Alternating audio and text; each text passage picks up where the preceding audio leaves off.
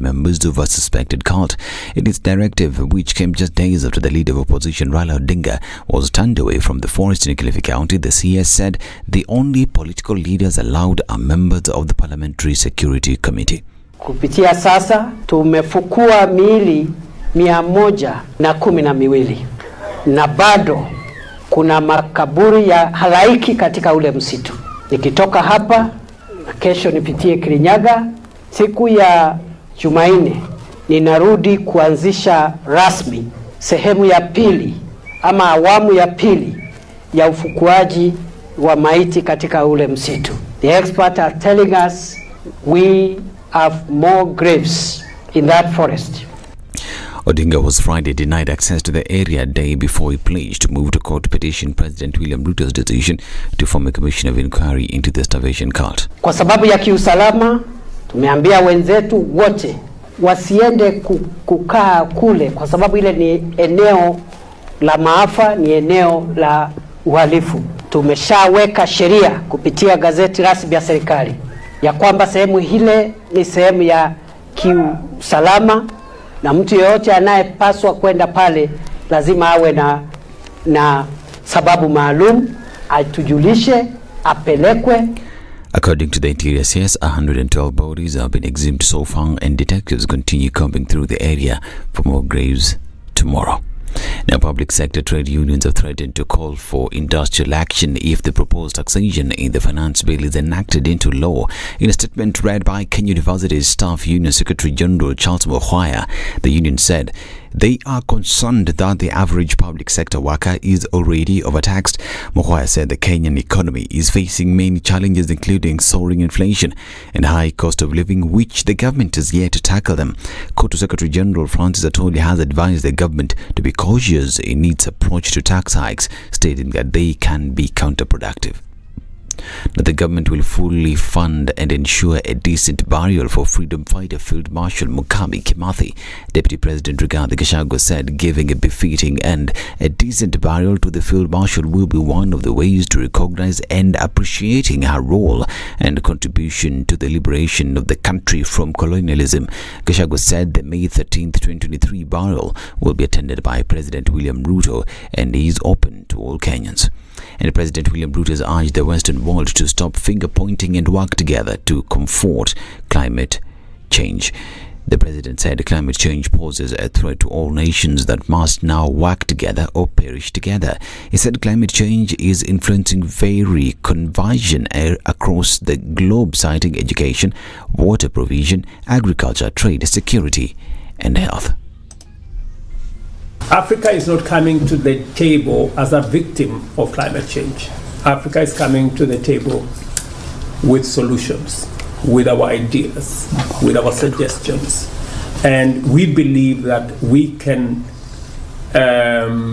contribute ideas, we can contribute in terms of suggestions, and we have real concrete opportunities that we can tap into. He spoke during a strategic dialogue on the African Climate Action Summit held at the Globe Center on Adaptation in Rotterdam, the Netherlands. The president called on developed countries to provide the expertise to leverage Africa's abundant renewable energy. We are very clear that adopting ecologically compliant technology, we can unlock huge potential of renewable energy. Hydro, wind, geothermal, solar that are in abundance in our corner of the continent, and it is possible for us to make these assets available to sort out the challenge of energy. That is the real question. Can we continue fossil fuel powered development? No. We have renewable resources that can be made available. This is Newswire. I'm Dennis Asseto. Good morning.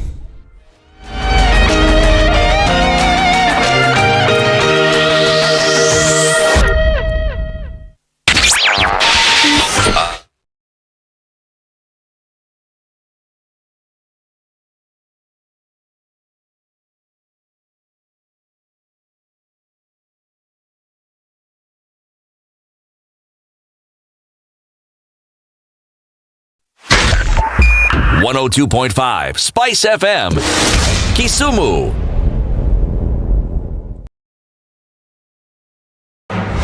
The following takes place from 6 a.m. to 10 a.m. every weekday on Spice FM.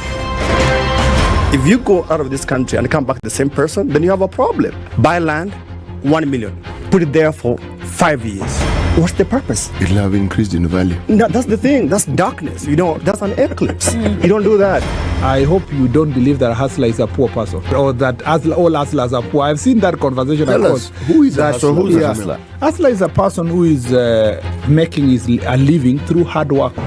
Corruption in Kenya is a political accusation. The people who are actually corrupt are not pointed fingers at. Kenya is not free. Kenya imeshikwa na mateka. It's under siege. Have you seen that lodge on Nyeri Road? Very high fence. You can't even windows sleep inside. Up near the ceiling. Yes. And if you walk there at midnight, you see bats the size of cows. And when it rains, it doesn't rain on that building. Yes. When you're at All Saints and it's raining, it doesn't rain on that building. The things people will believe. Well. The Situation Room, Kenya's biggest conversation. This is one of the hottest show that we can ever miss in the morning, and it's a show that really gives a real situation in the Situation Room. Pleasure to be here. Thank you guys so much. Nduthak, nice meeting you. Even beautiful in person more than in photos. Say that again. Character is like pregnancy. You cannot hide it. People hiding here and there, but after 2-3 months, 5 months, now you realize, so that is why the attitude that you were showing us, you're pregnant. It's like what my grandmother would say. You cannot pickpocket a naked man. How's that? It's communal, isn't it? No comment. The Situation Room, Kenya's biggest conversation.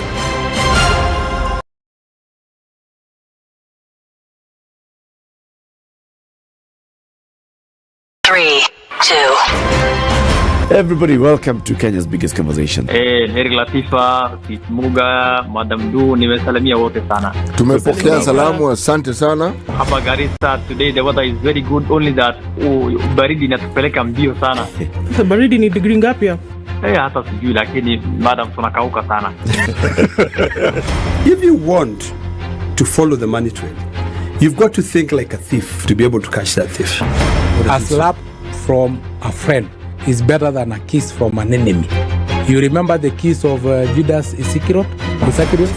Iscariot. Yes. He's the one that imetuweka kwa hii mashida yote na mataabu kwa sababu of that kiss. Yet the slap of Jesus Christ when he slapped those guys and walikuwa na. Okay, good morning and welcome to Monday. What's happening on these Nairobi streets? At a few minutes after 6 o'clock, we're looking at traffic having built up in some parts here and there, coming off the Thika Superhighway, a little bit on the Eastern Bypass. Nothing to worry about too much, at least not for now. On Jogo Road, it's starting to build up. We'll probably see a lot of traffic this morning. As kids are going back to school, between today and tomorrow, we definitely will see a little bit more of traffic through the day. Let's see how it opens up as we get closer to 7 o'clock. Tell us what's going on where you are so that we can keep things moving this morning. Spice FM KE on Twitter.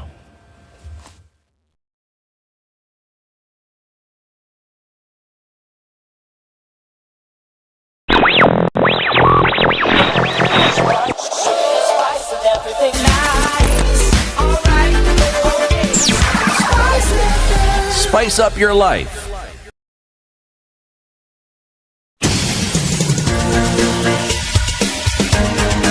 This is The Situation Room, the home of hard-hitting political commentary and penetrating insights about the state of the nation. This is a talk radio experience like no other. The Situation Room, a place for hard truths, debates, and elevated conversations. The Situation Room, witty, political, engaging, deep, controversial. In the room, we have C.T. Muga, researcher, academic, seasoned political observer, a fountain of wisdom in these politically uncertain times. Ndu Oko, Nigerian by birth, Kenyan by choice, communications expert, Pan-Africanist, a truth seeker and believer in people power, and Eric Latif, agent provocateur, the man in the chair, seasoned journalist, news hound, a man who believes in punching up. It's 10 not minutes down. after 6. Good morning. This Welcome is the to Situation New Week. Room.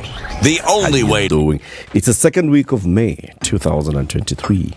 It's the 8th day. Ndu, good to have you back. Thank you, sir. Uh-huh. How are you doing? I am all right. All right only. Not good. No, all right only. I'm all right only. Yeah. City. Yes. Hujambo wewe? Mimi bwana, isipokuwa mafua niko mzima kabisa. Haya, mafua bwana. Hayana adabu bwana. We. Because me too. You too, eh? Yeah. There's this thing when you told it's going around. And you realize kumbe wewe ndio hao around. Wewe ndio around. Wewe ndio around. Walking all over you. We. Nakwambia bana eh. Okay, good morning everybody, welcome. You'll bear with us today, we'll all be sounding like croaking frogs, but because of what we have, there's a bug going around, and we're Bugs Bunnies.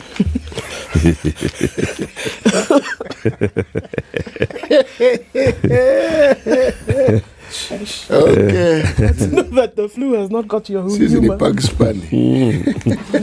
Ndio sisi hawa hapa. Yeah. Sisi tu ndio tuko. Yes. So itabidi mtuvumilie vile tulivyo. Yeah. Okay. So we talk for a bit, we keep quiet for a bit. Haya, asante. Nisitia na distribute magazeti hapa. Yes, in the morning. Let me tell you what we'll be discussing today. Today it's all about this finance bill. So it's been published and Parliament has already asked for people to give their opinion on this. We've seen the civil servants are saying, yeah, hapana bwana, and other unions are saying, no, hapana bwana, kwezi yana namna hii. That's what we'll be discussing. At 7 a.m. we'll be joined by a former Senator, Bill Okero. He was once a shadow finance minister in the 2003 to 2007 term. And when Uhuru Kenyatta was leader of official opposition, Bill Okero was there. How the Finance Bill 2023 will impact the taxpayer. He's coming to break it down for us. What does it mean and what are our options? Especially when you look at now at, politically speaking, what is it? What are the options that we have? And then let's look at now, proper financially speaking. Finance Bill, the hits and the misses of what it contained in there. We'll be joined by two people at 8 o'clock. One of them is the tax and law partner at global advisory firm Ernst & Young, EY, Christopher Kirade, and the other person is a country manager at the International Budget Partnership Kenya, Dr. Abraham Rugo. Those two gentlemen join us at 8 o'clock to look at the finance bill, the hits and the misses. We must talk about this. The same thing we've been doing about the budget policy statement. You know, where we are at, though, it's a fait accompli. As soon as Parliament approved the budget policy statement and allowed government to spend 3.6 trillion shillings next year and a deficit of 600 billion shillings, that was it. That was it. Sisi kwisha?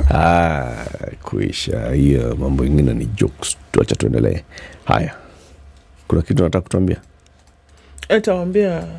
Utatuambia sun itashine leo. Leo? Tuambie hivyo basi. It is 6:15. No, 14 is not a quarter. It's 14 minutes after 6. Kenya's biggest conversation is live streaming on YouTube and Facebook. Let us know where you're tuned in from. Say hello to us. All of us are in, including Ednah. Ako hapa. Na watu Arsenal, please museme good morning. Na sauti ya nguvu. This is the Situation Room, the only way to start your day. Oh my God, look at the curtains. Oh, and the shoes. Wow, my dream fridge. Oh. What is it? My friend, you don't have money. Let's go. Yes. I know what to do.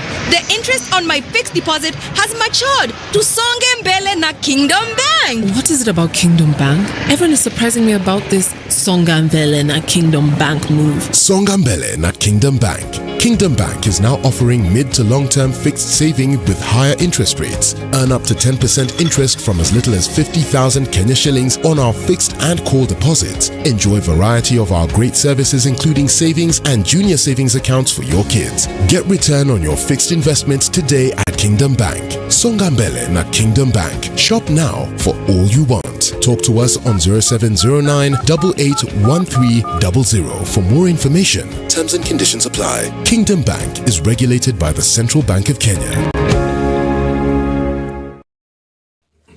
It's cloudy in Nairobi this morning at 16, highs of 25 and lows of 15 today. At 14, Nakuru is partly cloudy, highs of 25, and we'll see highs of 24. In a mostly cloudy Nyeri at 16. At 11, Eldoret is clear, highs of 24, and we'll go to highs of 30 in Mombasa today, where it's partly cloudy at 25. At 27, clear conditions in Malindi, highs of 31 and lows of 27. And going to highs of 27, Kisumu is clear currently at 19. At 18, it's partly cloudy in Kakamega, highs of 28 and lows of 17. While at 18, it's clear in Kampala, highs of 27. 30 will be the high in Dar es Salaam today. It's clear at 25 and 11 degrees and cloudy in Johannesburg. We'll see highs of 15 and lows of 7. At 27 degrees, it's partly cloudy in Lagos, highs of 32, and it'll see highs of 33 in Kinshasa, where it's cloudy at 24. At 25, it's sunny in Beijing Monday afternoon. We'll see highs of 28 and lows of 14.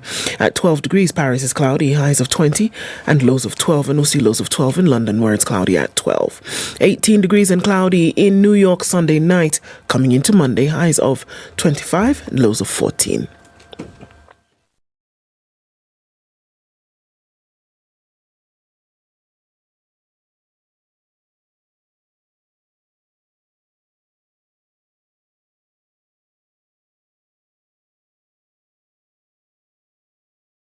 Mature, intelligent talk every morning. Spice up yourself.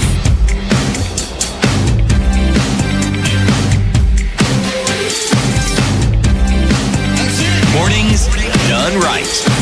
94.4 Spice FM, Nairobi. Pastor Muga says, Polly Bugs Bunnies watching in from Syokimau as bugless. That's what he says. Good morning to you, Pato. Victor Diambo says, good morning to you from the city of champions. Mama Yao, welcome back. Okay. Andrew Franklin is awake this morning and just a little bit less or a little bit more. Is it possible for Andrew to be a little bit more cynical at 6:18 in the morning? Good morning to you, Andrew. Karibu Sana. Zachary Odio says, good morning, CT Eric and Ednah. Kakamega is locked. I wish you a what? I wish you a blessed new week, even as we wait for the KK government to tax us employees to death. Or is it prosperity? Wow. Sheesh.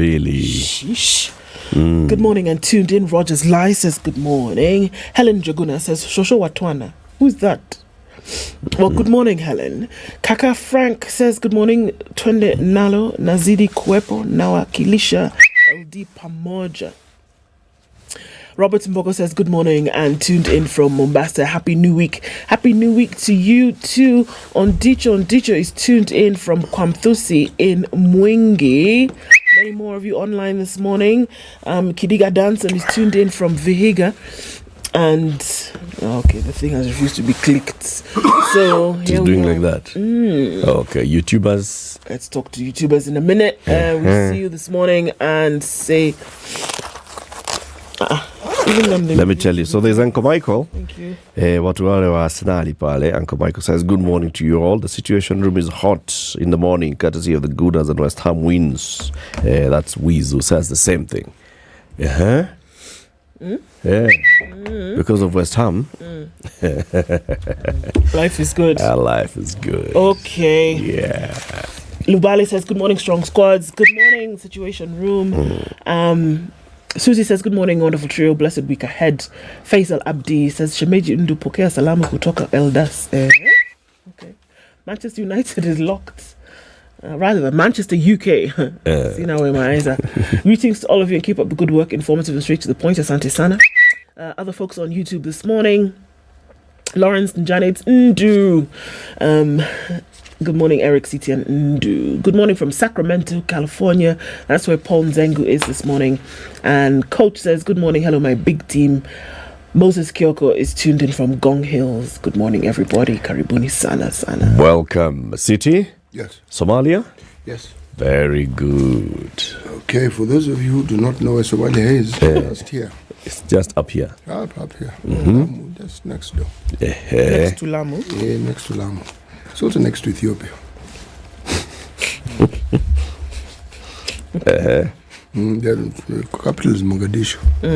So there are those who would argue, depending on which Somalia you're speaking of.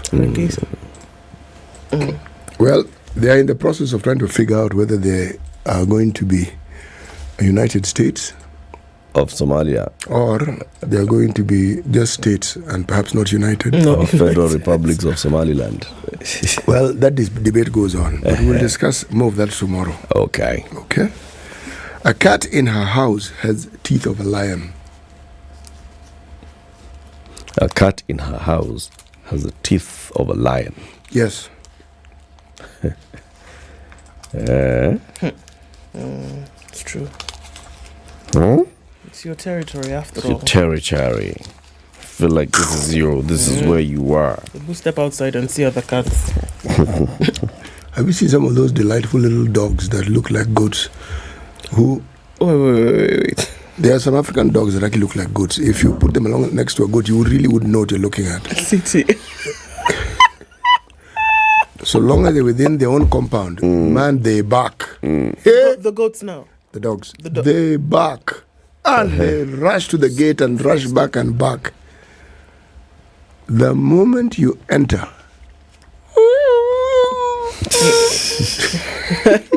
yeah, they become like little. What was all that noise about? Cats are different. You enter cat's territory.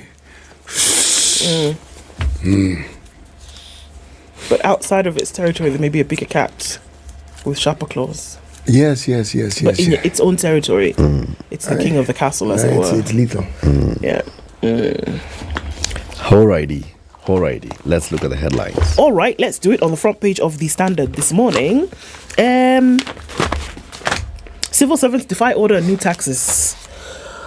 Public service employees say the proposed tax measures will eat up to 52%, my good lord, of their pay, which they claim is overtaxation, and call on MPs to reject the finance bill. So come on, guys. Excuse me. You have a job to do. We're seeing another story here on the front page of the Standard. Victims of Saudi abuse in court for compensation. And now there's some tender wars going on. Swords are out. Katish. The Dongo Kundu project. Tender wars threaten Dongo Kundu projects. So, things can happen. That story I want to hear. You do? All right. I most definitely want to hear that story. I'll tell you the story. Yes. Top varsities face uncertainty in a new funding plan. Ezekiel went back to church yesterday and, Pastor Ezekiel, I beg your pardon. Amidst. Jubilation from the crowd. They were happy to have their man back. Did you see the crowds that were outside Shanzu Courts? Did you see the crowd? You thought he was a hated man. My God. My friend, I'm telling you, by the time you have I think there were even more people in the church than when he left. When you have an estimated flock of 40,000, that is not a small number. That one, you can be elected and you can become MP like this. Quick, if you should say now. Yes. It's not a joke. There is something that this man is preaching that people want to hear and they like hearing. There's something he's already preaching that they're resonating with solidly. And they believe that what he's saying is beneficial to them. Now, whatever else we say, that's a different matter. And this, if anything, how they say there's nothing like bad PR. If anything, this whole thing has catapulted him. Oh, yeah. Oh, this one. Big time. This one has sent him into the stratosphere. Big time. Nation this morning, Ruto reignites fuel tax storm.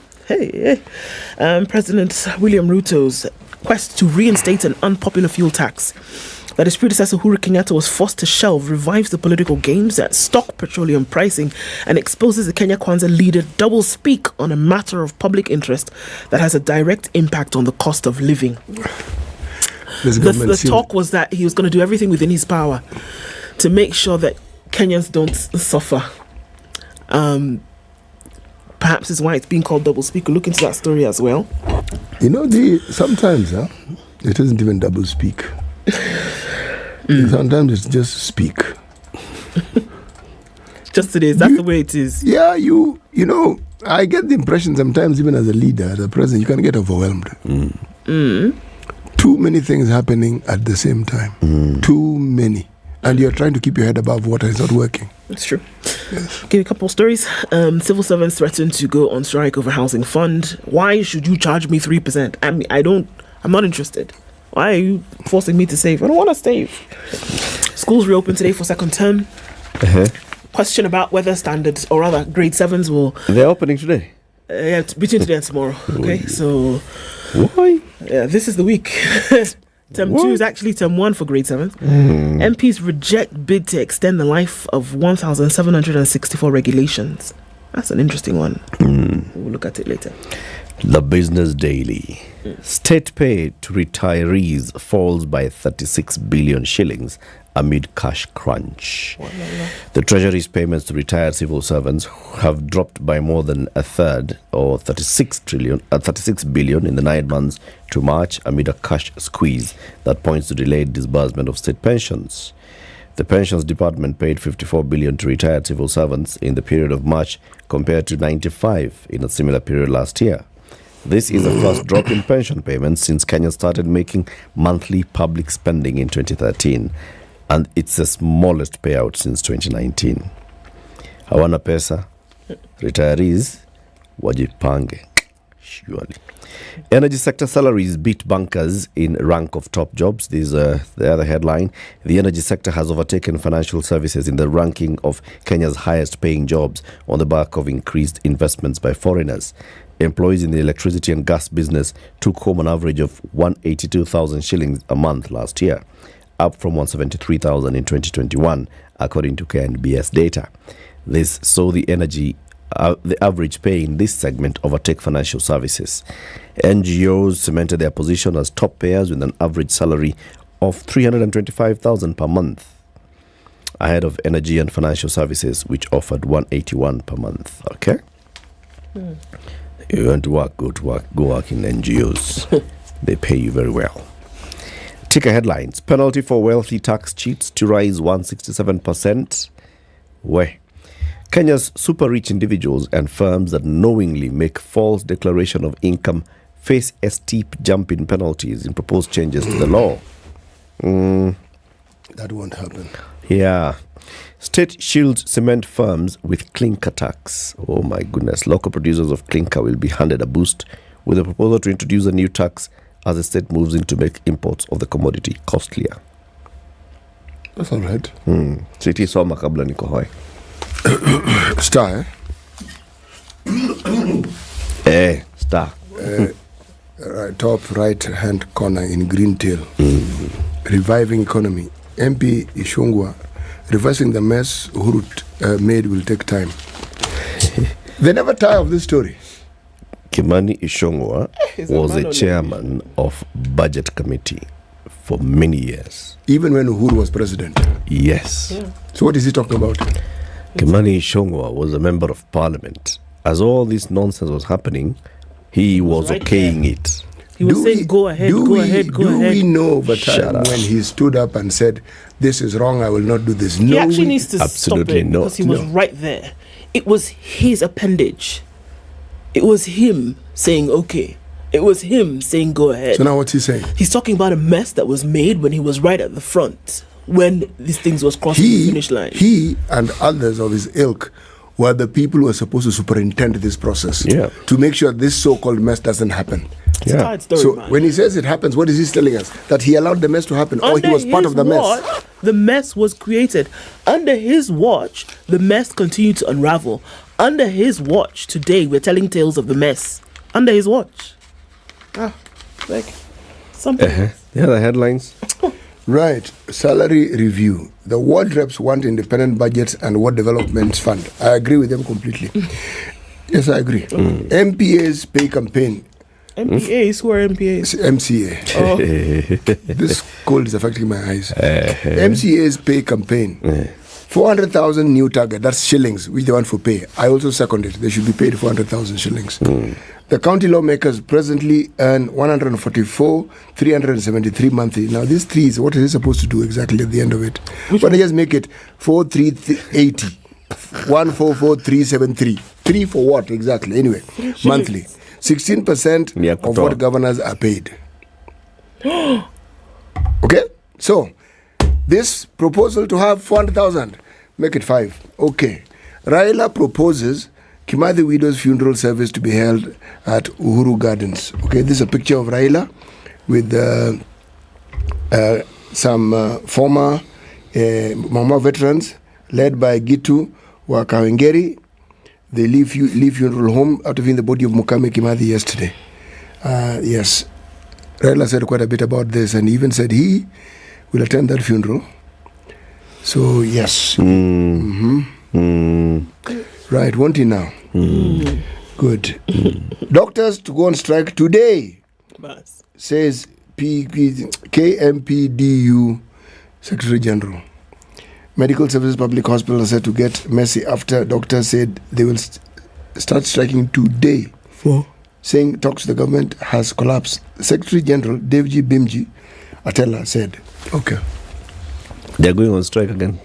No, they didn't go last time. But the other time they almost It was went. about pay. Now what talks are we talking about? Anyway, you'll tell us. There are many talks. It is 28 minutes to 7. Let's take this quick break to take a look at the traffic, and then we look at the headlines in detail. Good morning. This is the Situation Room, the only way to start your day. The following takes place from 6 a.m. to 10 a.m. every weekday on Spice FM. You tune into Kenya's biggest conversation. My name is Ramanyan. Amen. Amen. So 1 hour is over? Yeah. Oh yeah. Okay. It gets over Can you imagine in 20 minutes. what the big boys have also done? I'm very proud of myself. When you understand about partnership in politics, it's like the way marriage is these days. When you're looking for a wife, you're like, oh, maybe you can help me pay for fees as I pay for the rent. Or should you have a lioness living in your bedroom? I have to tell you a story. I went for a prayer meeting, which was called for the spouses of candidates for senators and governors. And when I got to the gate, the lady who was the secretary, she refused to. She's telling me, no. Leo tunataka wa mama. Leo ni wa mama. I'm telling her, no. She said, no, sio siku yenu. And I thought, there's a problem here, because if it was a man, but this was a lady. It will be called First Ladies until you change the name. Up on Jogo Road this morning. That started pretty early, and it'll go out towards Landis and then into the city as we go closer to 7. We're likely to see that pick up. On the Thika Superhighway, traffic continues at that Utali Drift heading out into the CBD. Coming off of Kiambu Road, traffic has already started to build up. Out of Westlands, it will not be too bad, at least not for now. And we'll see some of it then spill over from James Gishu Road towards Wayaki Way. On the eastern bypass, traffic is starting to build as well. Going towards that AP Training College area here and there, it will continue. But for now, slim pickings, folks, and you can get through without too much of an issue. Let's talk on Spice FM KE on Twitter. Keep things moving this morning. Mature, intelligent talk every morning. Spice up yourself.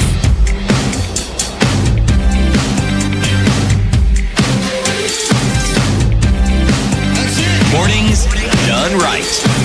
94.4 Spice FM, Nairobi. Get out of the house. It's 26 minutes to 7. Okay, so let me tell you, Dongo Kundu. Do you know Dongo Kundu? Yeah. It's in the business pages today. It's a business story.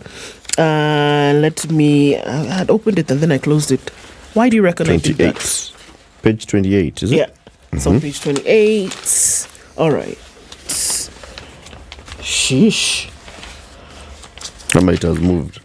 It has moved, yeah. Okay, here we go. It's on page 26. Okay. Now, the Japanese gave money to Kenya, okay, to build a number of things. One of these things was this project that is called the Dongo Kundu project. Now, a few days after the Japanese Prime Minister visited the country to discuss trade, the key project, or rather a key project which is funded by the Japanese government, is being rocked by controversy amid uncertainty over its implementation. So, the Kenya Ports Authority has defended its move to lock out a bidder from the tender process in the multi-billion Japanese-funded Kenya Special Economic Zone works at the Mombasa port. KPA Managing Director William Ruto is in a letter dated April 24th, seen by the Standard, said KPA will be breaking the law to allow the inclusion of the unnamed bidder in the 39 billion shilling project procurement plan at this stage. So far, so good? Mm-hmm. The finalists of the multi-billion tender include rival Japanese contractors, Toyo Construction Company and Toa Corporation. One is called Toyo, the other one is called Toa. Yes, Toyo, Toa. Okay.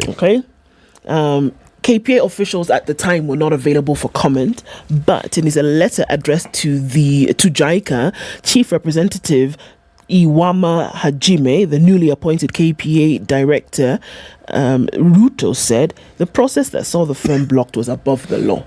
Mm-hmm. Why block this firm? You haven't given the reasons why. They met all the standard or the requirements. They should have actually been given an opportunity to bid. Sorry. Mm-hmm. He said in the present procurement, JICA concurred that the bid opening, preliminary and technical evaluation procedure, VDR letter dated February 10th and email correspondence which clearly provided the evaluation criteria. So, he concluded that the government is keen on ending the dispute and moving on with the project. However, JICA, on the other hand, has not given a response as to why they did not allow this to happen. So they said that they wish to emphasize that the government of Kenya is keen on speedy implementation of the project, while Japanese Prime Minister Fumio Kishida promised to invest in projects to grow Kenya's economy. Experts have warned that the controversy around the Dongokudu project could see Japan slow down its commitment to splash more billions. A source at KPA hinted that pressure from Transport Ministry is behind the push to lock out one unnamed bidder.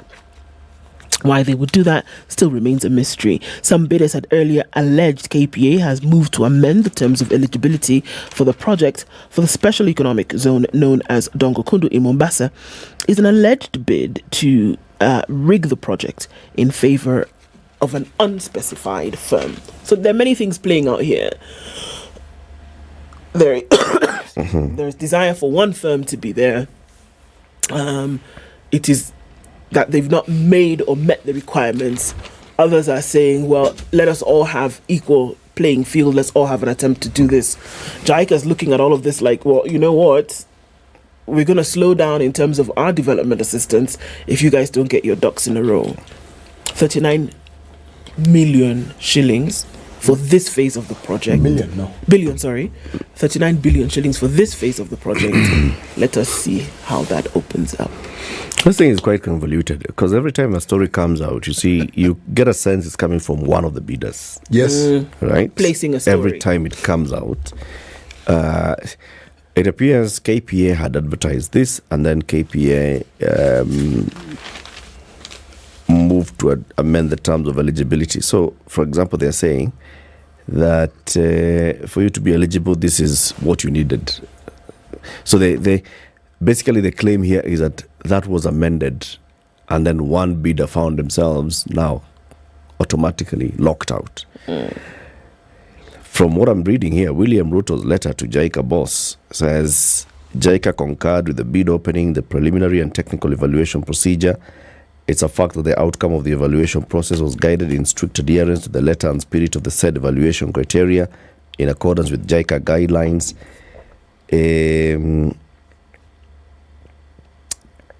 So what is the... I don't get it. It's a bidder's war.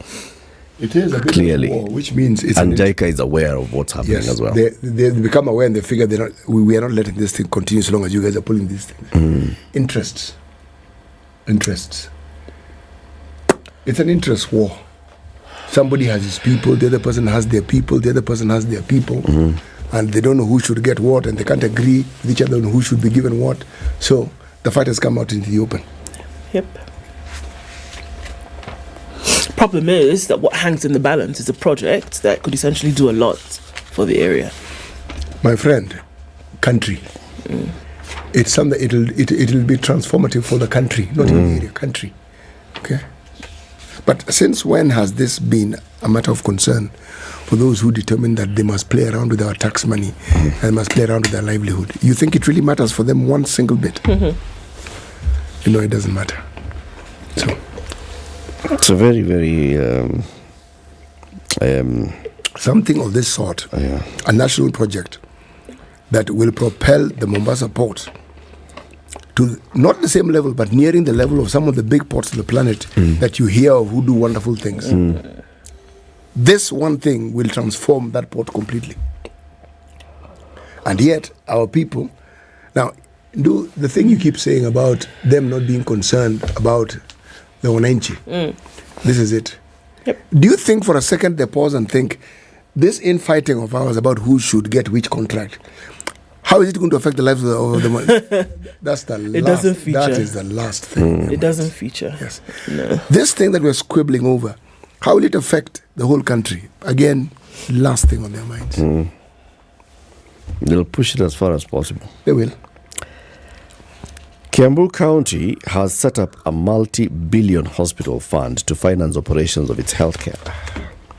The county healthcare has been grappling with congestion, lack of drugs, broken down equipment, and dilapidated infrastructure, leading to public outcry. Now they have come up with something called the Facility Improvement Fund, which is generated from cash and insurance schemes from services rendered in health facilities, and grants from the County Revenue Fund has already hit 400 million shillings. Governor Kimani Wamatangi says he plans to grow the kitty to $1 billion by December this year. This is meant to ensure there are sufficient cash reserves set aside specifically to run the 114 facilities smoothly. He says this move is meant to improve the country's healthcare, the county's healthcare, whose reputation has been in ruins. So, this fund basically is cash that comes from every health facility in Kiambu is ring-fenced and deposited in this fund, including insurance schemes. So even insurance that is paid for these things goes into this fund. And then the County Revenue Fund also puts in a grant into this particular kitty. This kitty already has 400 million shillings. He wants to grow it to $1 billion shillings and says now that will be the money that's used to improve facilities, infrastructure, biomedicine, and everything for Kiambu hospitals. Sounds like a good thing on the face of it. Doesn't it just? Yeah. The FIF kitty is supposed to help respective hospitals run their operations, such as timely purchase of drugs, equipment renovations, payment of casual workers, among other operation costs. Under this fund, Wamatangi says all public hospitals generate their revenue and spend the cash specifically on improving the quality of care and providing a steady, regular and predictable source of funding for health operations across the county.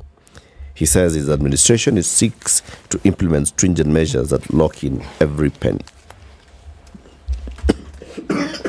Bless you, bless you. Leo ni ile siku. Haya, tell us your story, City. Yes, this matter of the doctor strike. Yes. Several issues come to the fore. One, there was an understanding that the unions had. Remember, there was a back and forth. The doctors called off the strike, then later joined other health workers and said, okay. Yeah. Now, the complaints are primarily, one, to do with the commitment. They're saying, if the government does not give us a firm commitment as to when these arrears will be paid, number one, we're going on strike. Now, the other thing that they're complaining about is the conditions under which their people work. They are overworked, long working hours. They do not have the wherewithal to do their work properly. You find empty shelves. There are no drugs. There are no commodities that you could use to work. And given that line of work, it's almost impossible for them to now attend to the patients as they should. And they said, all they're looking for was an assurance by the government, an assurance here being a date. When you say, on this date we will, they're not even saying which date. The commitment should state a date when these arrears will be settled. So if that is not settled, then they will on strike today. So it obviously will not be settled by 8 o'clock, Abby. It's now quarter. Well, according to this report, the CS for Health, Susan Nahumicha, was not available to respond. Yesterday, okay. Yes, so maybe that was yesterday. Maybe she'll respond today. So it's all doctors countrywide? Yes. Or is all. it specific county? In fact, the Secretary General nurses has in actually that press called. Conference, yeah. He has called all the interns and people who are working throughout the country to come to Nairobi. We also saw clinical officers chair at that press conference. We saw the nurses chair, a national nurses. This national. Yes, Anyway, their chair was it's there. health workers. Everybody. They said they're not doing again. Tumenyanyaswa ya kutosha. That's enough. Yes. Tumevumilia. This kind of nonsense. Musa nimevumilia sana. Okay. Schools reopened today for second term. Back to school learners in primary and secondary schools will resume today for a 14-week second term, with a half-term break set to begin on the 29th of June and end on the 2nd of July. So we of course know the many things that rocked. It was interesting because 2 weeks to the end of the first term is when government was releasing money. So that was interesting, right? And even that did not release everything. So there's still some money being waited for from term 1. It'll be interesting to see when money for term 2 actually comes through. The resumption of school comes after the World Health Organization announced on Friday that COVID-19 is no longer a public health emergency of international concern. The term will end on the 12th of August, with learners proceeding for a 2-week holiday up to the 27th. After the holiday, learners will resume for term 3, the shortest in the school calendar, that will run up to the 27th of October. The Kenya Certificate of Primary Education exams, Kenya Primary School Education Assessment, and Kenya Certificate of Secondary Education exams will be undertaken thereafter. Term 2 will also see the reintroduction of the co-curricular activities that had been suspended after the COVID-19 pandemic. Learners are also reporting after the Teacher Service Commission on May 1 said that it had already processed 50% of the salary set to be paid to the newly employed 35,550 junior secondary teachers. In a statement, the Commission blamed the salary issue on the delayed reporting by some of the teachers to the respective stations. Okay, so the question is, now that they are there, what's the reason for the further delay of the 50%? You know, they still haven't filled out the forms properly, blah, blah, blah, all those things. I see. Well, you know, when filling the forms, you should stand on a certain side of the room. Yes. So no way for people to stand on the side of the room for them next to the door. So they filled the form wrongly. Yes, something could not quite the way it was wanted. Yeah, you may not be wrong, because according to the statement, we apologize for the delays that have been occasioned by the late reporting of teachers to their stations or delayed submission of requisite documentation.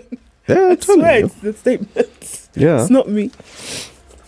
TSC officials had earlier been summoned by the National Assembly's Education Committee to answer questions on delocalization, recruitment, and promotion of teachers as their medical cover. Students in teacher training colleges will resume their third term today to run until August 11th, when they will take a break for 3 weeks. On the 3rd of May, President William Ruto announced a new funding model for universities and technical and vocational education and training institutions that will see students from needy households get more government support than those from well-off families. So that's what it looks like. So let's see. I mean, I don't know, perhaps call it the abuse of optimism, but maybe there's some optimism there that lies that maybe this week government will release the balance of term 1 for capitation and term 2 at the same time. Yes? The thing is, we are joking around with the livelihoods of 1 million children. Wallahi. And the fact that it's not even a concern to anyone, not even the president, it's not even a topic not of parliament. See, they'll go to school. It's this one. Let me ask this a question. One is a ticking time bomb, and I don't know how much we have left on the clock. But given, if you were to ask the question of our politicians, and I mean politicians across the board, what really is of concern to these politicians beyond politicking about the things they think are important? Their pockets. Because is there anything in this country that you can consider to be more important than the livelihood of children? In all honesty. Imagine. And they keep playing around with this, and they keep playing around with this, and they keep making promises, and they keep saying this, and they keep saying the other. And yet, while all these things are being said, nothing gets done. You know, it sounds weird, but I would actually be very happy if they were playing around with the education thing. Because that meant that they were regarding it in some way that, you toss it about here and there, maybe you don't, but it meant that you were at least being intimate with the idea of it. But I don't see that happening at all. And the seriousness with which this thing needs to be dealt with, we're not even seeing that it's a thought in the minds of those who have the responsibility and capability to do something about it. It's not even a thought. And for me, that's a scary thing. If you're even playing around with it and you mention it as a by the way every now and then, I say, okay, fine. It has crossed their minds. But here, it's not a big issue. Remember, we asked when the Secretary General of KUPPET came here, Kello Missouri, and we asked him, your chairman is a member of parliament. Yes. He is in parliament. To what extent has KUPPET gone to actually raise this matter as a public concern? Remember what he said? He said that he has asked questions in parliament. Now that is inadequate. Imagine. No, that's completely inadequate. That's completely inadequate. To the... this matter of school children going to school is being treated as though it was something that you give your mind to as an afterthought. When you've done everything else, they say, children are going to school. They're going to school, okay. What did you say? School, teachers for? How many? 30,000, okay, it's good. Really? Okay, 35,000. It's not good, okay. So would 40 be good? We'll hire, let's just first of all chukweni 35. Then in September we'll hire another round of 35. But unajua, there are 12 so what happens in the meantime? No, there are 12 subjects. This one teacher is not going to cut it. Of course. No, like in your school, si kuna walimu tayari. The teachers at school. No. The teachers who have degrees, now those ones can start. Headmasters know how to move these things around. They just move them around. Now you tell me, is that the manner in which you should actually handle and manage the education of the children? Absolutely not. Good Lord. Absolutely not. And you see, in the last week, we had how many visiting heads of state or government from various countries? We had the German, Japan. There was one more. Who else was here? There was another one. In Germany and Japan, is it suffice? Yeah. And in all those conversations, the president was talking. The Queen didn't come. Which Queen? Oh, sorry. The King. It's people who went. Sorry. People who went to see the King. Sorry.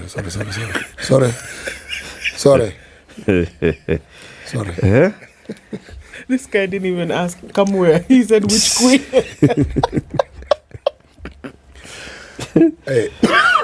And in all of those, the president was coming out to say, there are very many job opportunities for Kenyans in these countries. I don't know, 250,000, or is it there were in Germany, how many in Japan? And it's true. Those countries are seeking. So if you just look at how we are treating our education, let me ask. In the next 7 years, are we going to have these kids ready to work?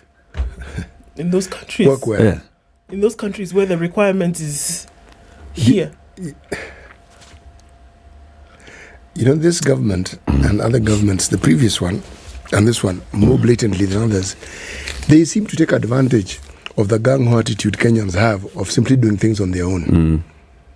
Because this thing of diaspora being the major foreign exchange in this country, this has nothing to do with the government. No, believe it, nothing. The government did not facilitate. Nothing. It's people who took the initiative and went out. But to hear them speak, you'd think it is them who organize everything. Oh, yeah, it's because of Kenyans. Now they want to organize that money. Okay, they organize that money now. The money that's coming. Yeah. Let me tell you some stories from the courts.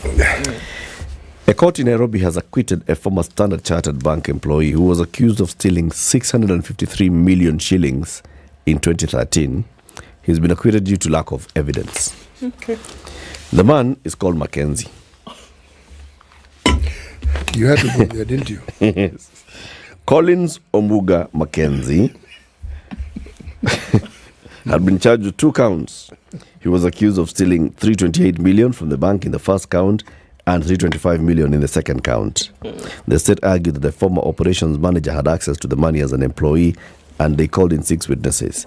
According to the prosecution, 328 was linked to an identity of a loan advanced to Alaf in Tanzania. The money ended up in China's Great Land Consulting Company instead of Standard Chartered Bank in Japan. Money was supposed to be going to Japan, it went to China. Omuga, on the other hand, told the court that during his employment, he never came into contact with any cash money. While disputing the claim, he argued that none of his colleagues linked him to the theft. So the magistrate was like, you guys, if prosecution failed to prove to the required standard the 2 counts as preferred against the accused person, I hereby do find him not guilty as charged and acquit him forthwith. Hiyo ni kesi moja. Kesi ya pili is about a school called St. Francis of Assisi Muyanga Secondary School, which will not pay a contractor who did some shoddy job some 3.6 million shillings that the contractor is claiming. But they'll pay him just a fraction of it as ordered by the court. Justice John Anuro said the contractor, Zamken Building Construction and General Supplies, equally failed to prove their claim of 3.6 million and wanted the court to compel the school to share minutes of the contract, which amounted to a litigant relying on the court to give him evidence to prosecute his claim. He's gone to court and said, Mr. Judge, tell them to produce minutes of our contract. You don't have the minutes? No, Mr. Judge. Tell them to produce. They don't have the minutes. The judge was like, now you owe me to help you prosecute your case. Are you not joking?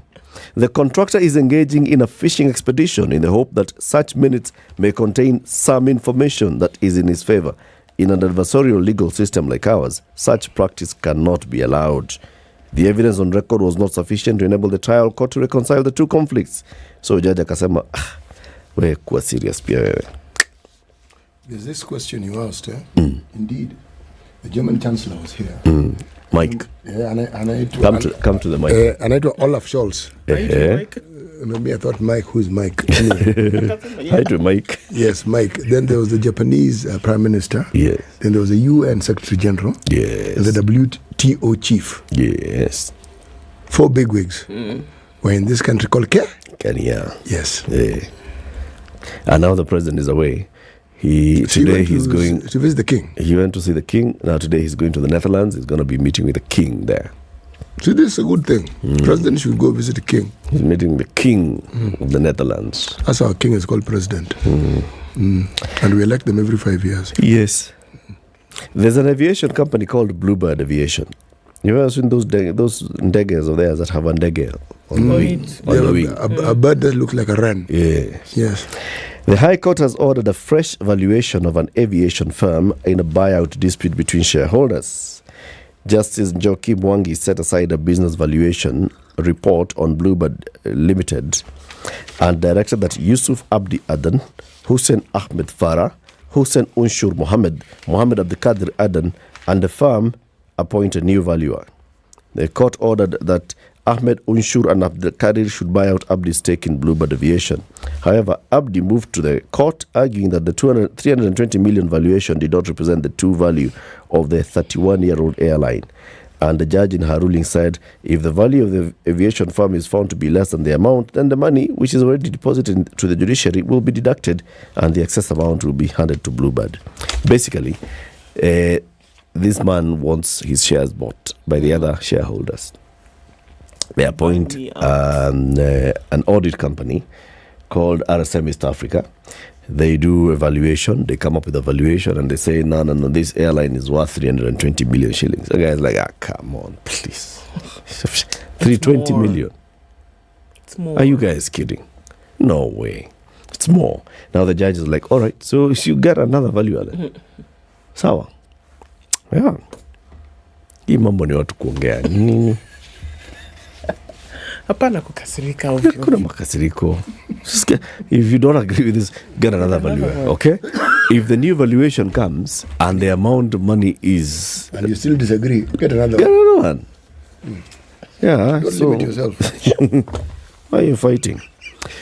We're talking about the finance bill in today's show. So in the next hour, we will be talking to former Senator Bill Okero from Mandera constituency, Mandera County. He has been a member of the National Assembly and was shadow finance minister in his days.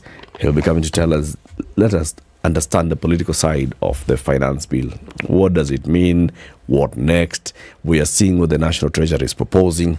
How can Kenyans input their feedback into it? And how can they reject, if they want to reject it? Good morning, it's 7 a.m.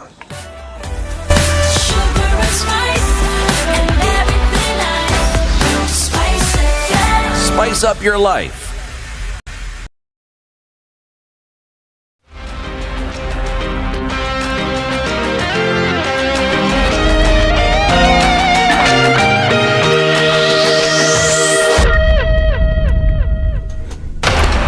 Good morning, this is Newswire. Dennis Aseto.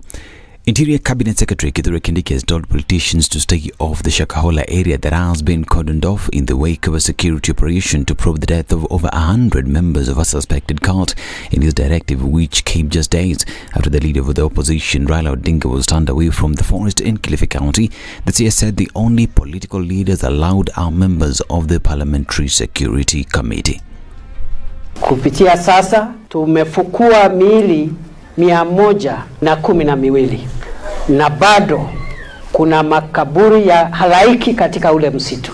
Nikitoka hapa na kesho nipitie Kirinyaga, siku ya Jumanne ninarudi kuanzisha rasmi sehemu ya pili ama awamu ya pili ya ufukuaji wa maiti katika ule msitu. The experts are telling us we have more graves in that forest.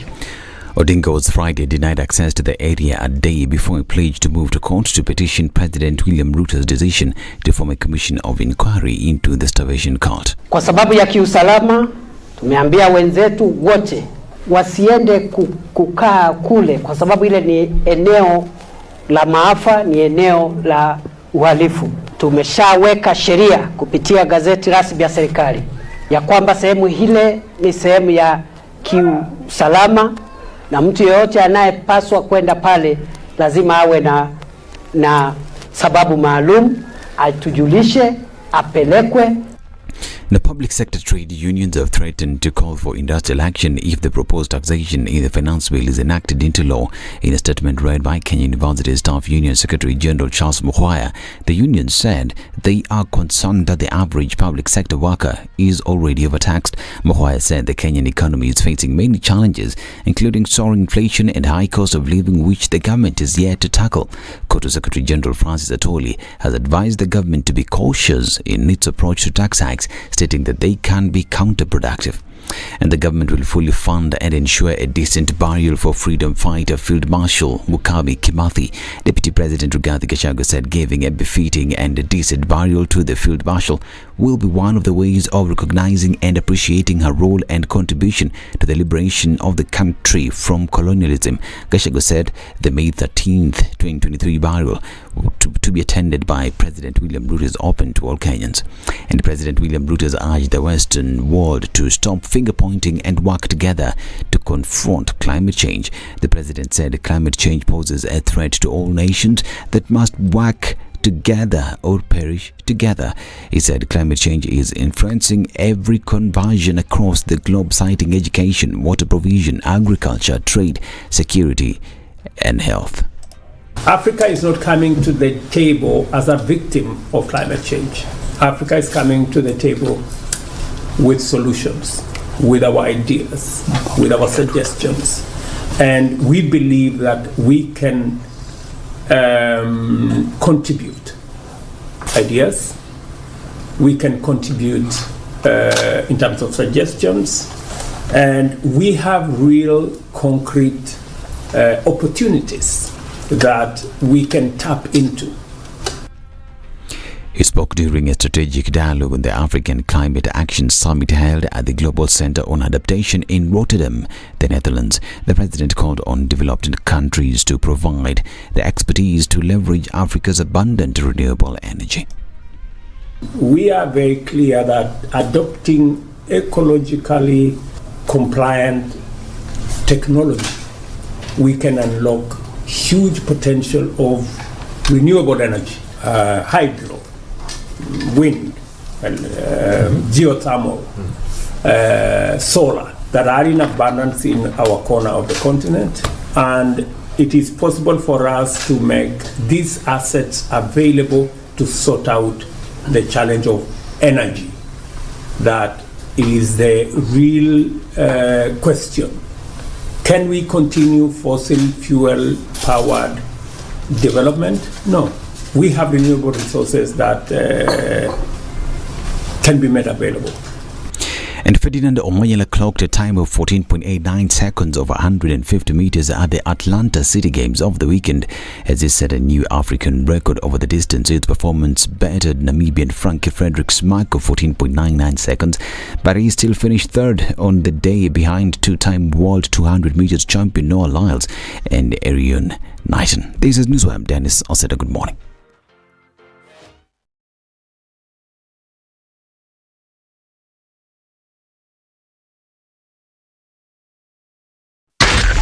Spice FM, Nakuru. Okay, into 7 o'clock and traffic heavy on Jogo Road out towards Landis and then into the CBD. We're looking at in and outbound traffic on Haile Selassie this morning as you're getting closer towards railways. Okay, and on the Thika Superhighway, there's traffic past the Outer Ring Junction. It's heavy on Kiambu Road in and outbound, and it's also starting to build up coming around Limuru Road. Looking at Wayaki Way, coming off James Gishuro, that's already starting to build up as well. So Monday morning is already looking busy. Traffic coming in from Mombasa Road, that's all the way in from Kitengela, is moving swiftly all the way through to the Nyeri Stadium roundabout. You'll be okay on Uhuru Highway, at least for now, but we'll see that pick up later. Where might you be this morning? What are you experiencing this Monday? Let us know as we keep things moving this morning on Spice FM KE on Twitter.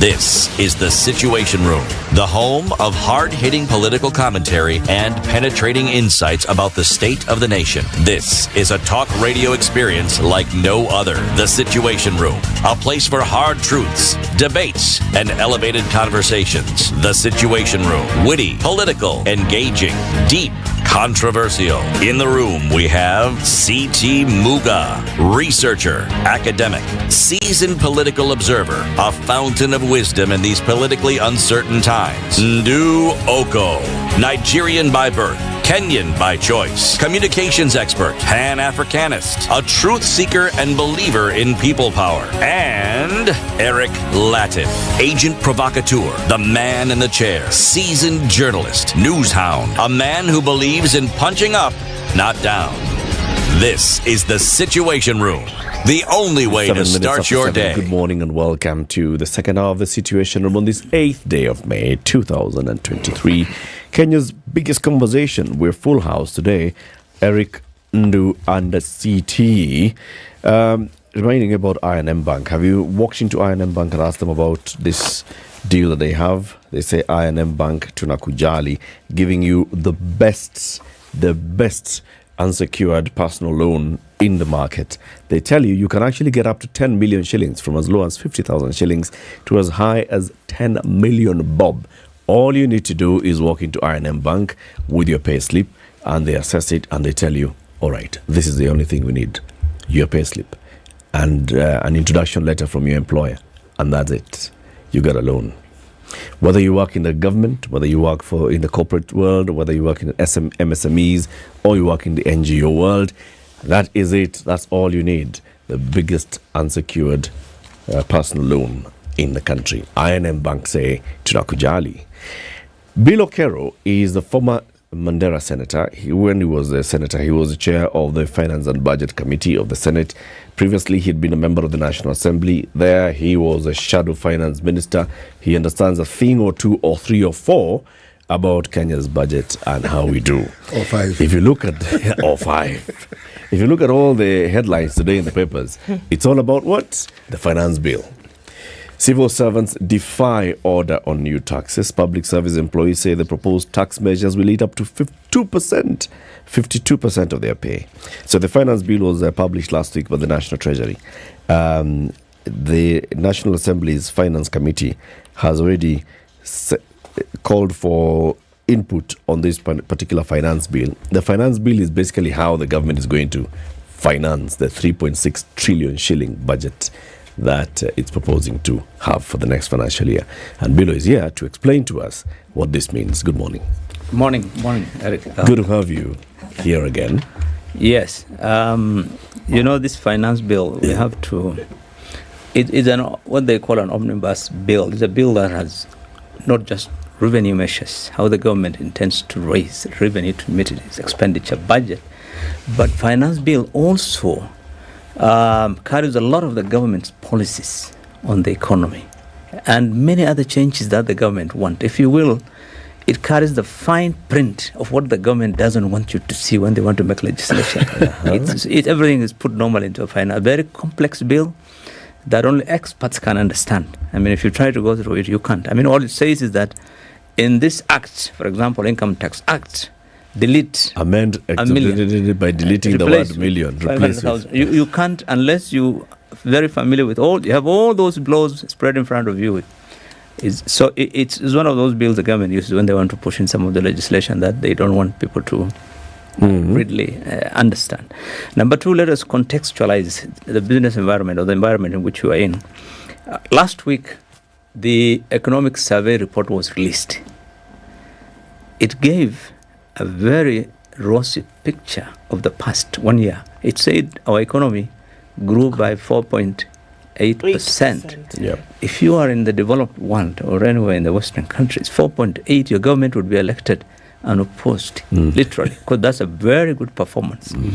But you remember in our last year election, the previous administration and the current administration, they both alluded to the fact that the economy was in ICU. The economy had collapsed. Yes. They said the economy was finished. It was on that platform on which this government campaigned and came in. So there is a disconnect.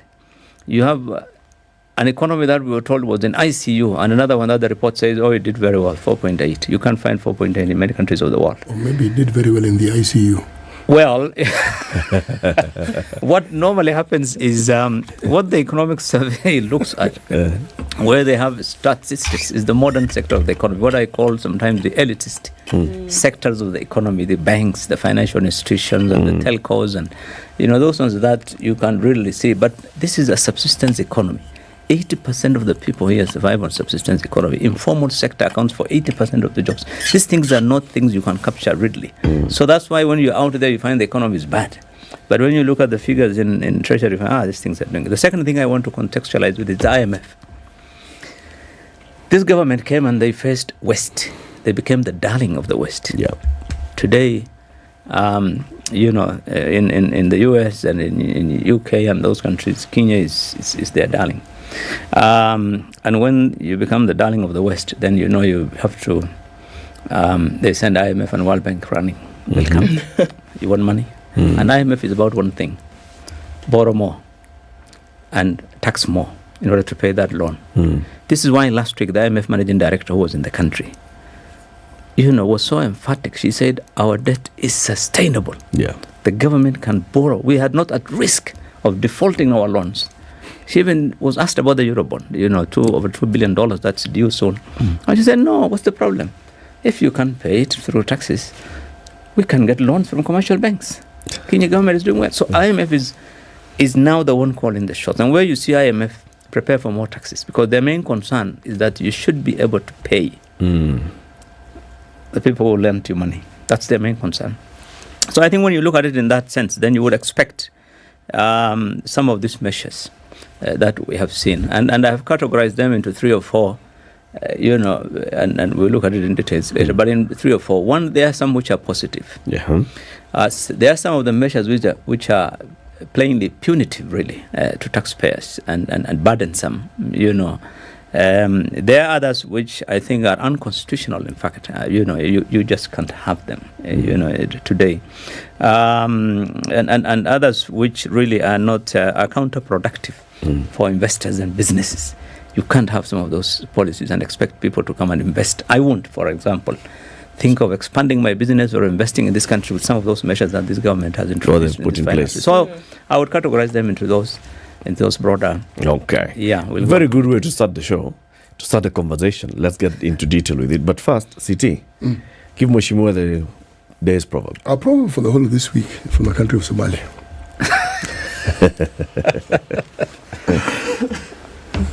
We had one of our listeners last week who was very emphatic and said, you guys, how come we never hear proverbs from Somalia? And I said, okay, next week, proverbs from Somalia. Yes. A cat in her house has the teeth of a lion. A cat in her house has the teeth of a lion. Mheshimiwa is laughing because he's trying to say it he in has Somali. translated it. Yes. And he's saying, oh, okay. When you translate a proverb, you know, it doesn't make sense. And what do you make of that proverb? A cat in her house has the teeth of a lion. Well, I haven't heard about it in Somali, but I would imagine then when you're at home, you know, you are the boss. But in a sense, you know, when you are the only one, you know, you're the king in the land of the blind, kind of. I think whether it's similar to that, but I think it's clear. Yeah, when a cat is at home, it's the boss. When it goes out, of course, you're a cat. That's when you meet the others. Huh? That's when you meet the others. And you you realize, you're not the only one. Yes. All right. Back again into that conversation. So, first of all, Mheshimiwa, just explain to us this entire budgeting cycle up to the point where we get the finance bill. Because the finance bill is coming to say, this is how I'm going to fund the budget. Yeah, what comes at what stage and what happens after this stage? You see, under the new constitution, the process of budgeting has changed significantly from 2010. You'll recall that in the past, budgeting was something that was entirely done by Treasury. And these measures, like the ones that have been published now, would be in the briefcase that the minister would be carrying. You would not know about it. You know, what taxes are going to increase, which ones will reduce, and those things used to be kept. But under 2010, the whole process of budgeting was underpinned by the need to enhance transparency. Number one. Number two, to get as much public participation as possible. And number three, to give Parliament, which is legally the representatives of the people, a larger role in the whole process of budgeting. This is why then the process starts, you know, very, very early, from around September of the previous year. But by February, some of the budget documents, which we call the budget policy papers, for example, or the budget policy statement, is released in February. This is it gives, if you will, the strategic direction or the policy that the government wants to pursue, so that this finance bill and the estimates that will come would reflect that policy and that strategy. So that policy is debated and discussed by Parliament with the input of the public through public participation. So when those budget strategy papers have all been agreed, so this is supposed to reflect that generally, in a sense. So what comes here now is then the finance bill is published around April normally. And this gives the members of Parliament, the parliamentary committees, a chance to look at of the bill. And the bill is basically about how to raise revenue in order to meet the target that has been set for KRA. You will remember when the budget policy documents were done in February, they had set a target of 3.6 trillion as an expenditure target. Yeah. And that they intend to raise, revenues of almost close to 2.9 trillion. So this bill is supposed to come up with additional measures that will give that incremental amount of revenue that's required to achieve that target.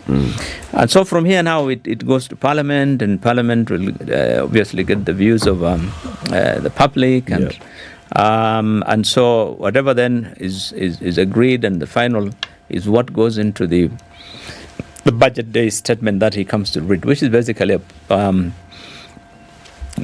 government's policy, economic policy for like the next summary of 1 year. And it will also, after this, of course, the next thing that will get published then is, before even it comes for the budget, is the estimates. The estimates, which are the appropriations, how they intend to spend the money that they will collect and so forth. So after that, then of course the budget will be read out, which will be basically it ought not to be there, but you remember we allowed it because that's a culture that people so tradition.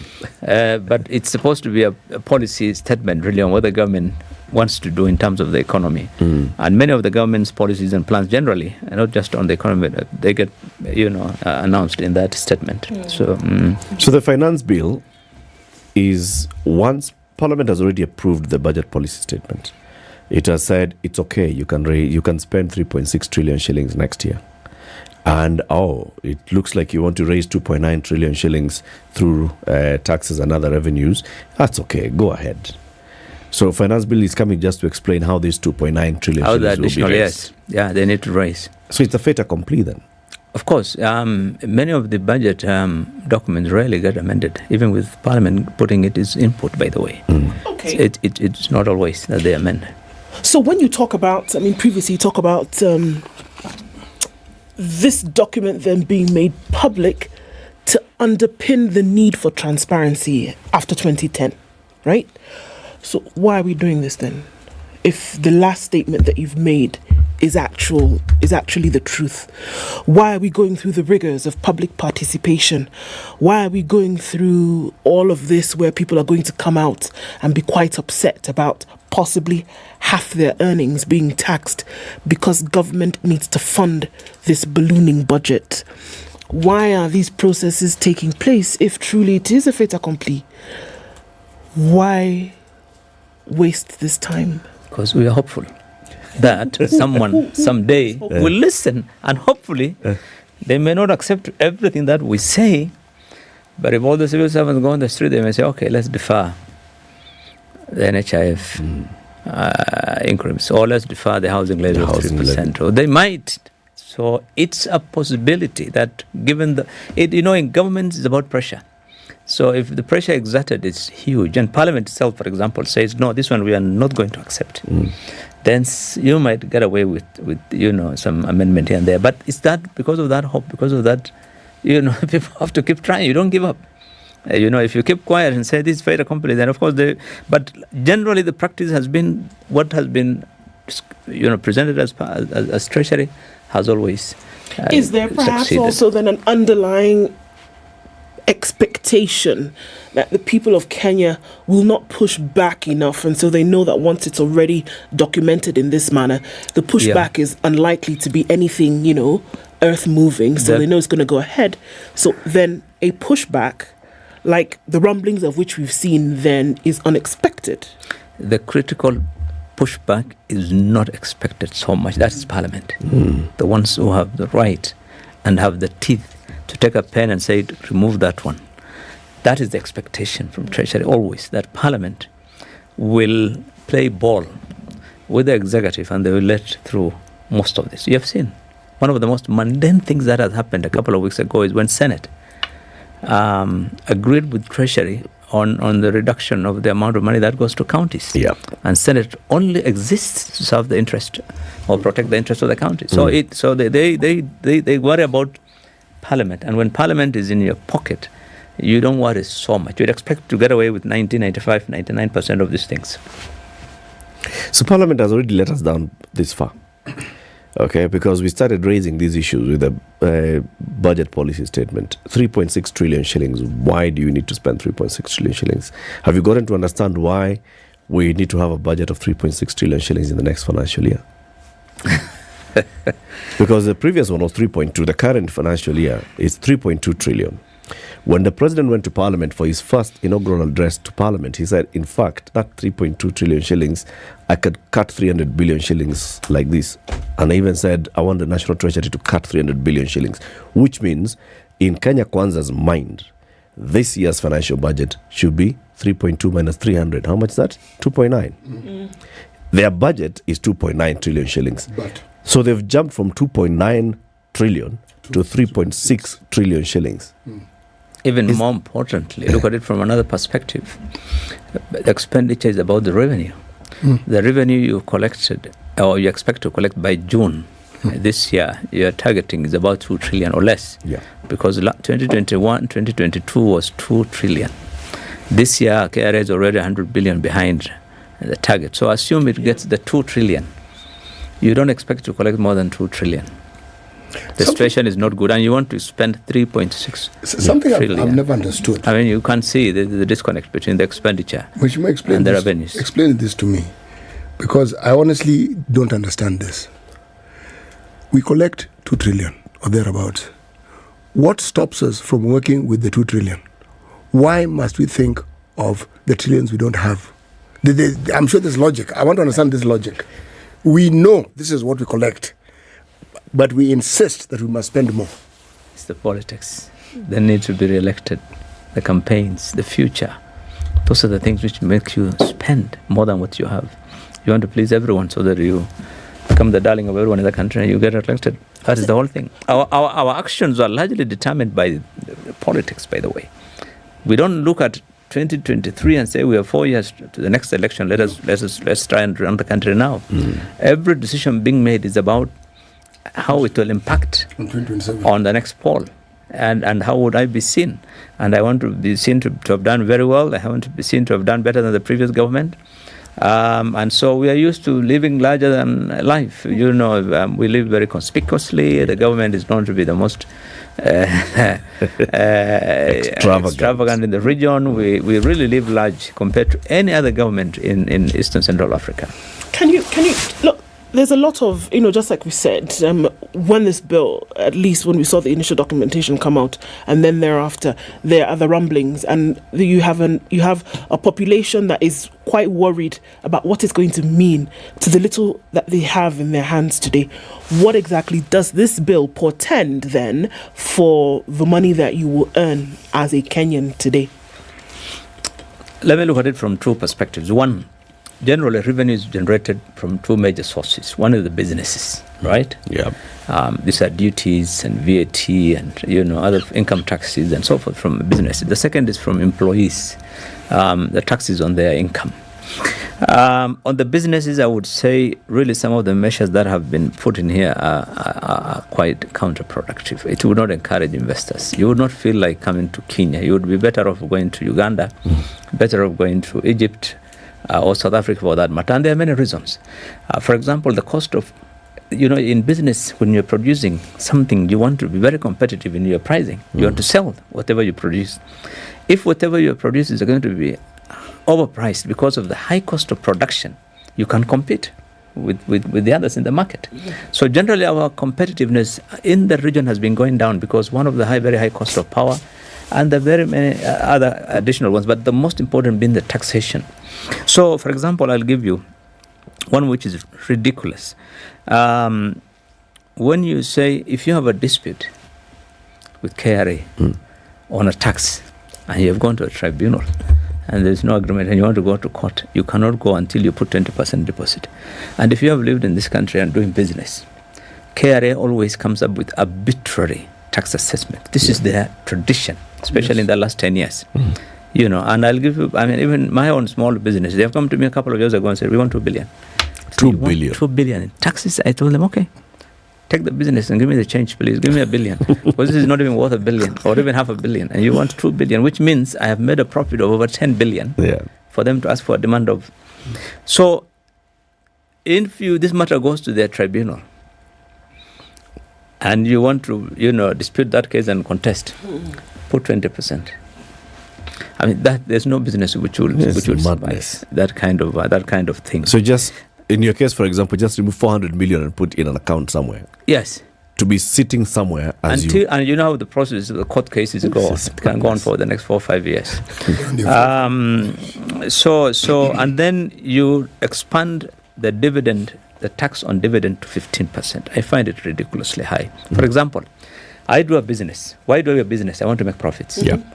So I make my profits, and you tax me 30% corporation tax on my profit. Yep. So I pay 30%. Yep. The net now that remains, I want to give it, take it as my dividend as a shareholder. See, we want 15%. Pay 15% on that net again. So essentially you're taxing 45%. Essentially. Yeah, basically, because you are the owner of the business, you are the shareholder, you are the business. Yep. You'll end up paying up to 45%. And then you have introduced so many other costs. For example, when you tell my employee, my CEO, anything above 500,000 now, I pay additional 5% tax. In addition to what you already pay. Oh yes, the taxes will be more. You'll pay tax for NHIF more. You'll pay NSSF more. You'll pay housing more. Everything the employer has to contribute an equivalent amount.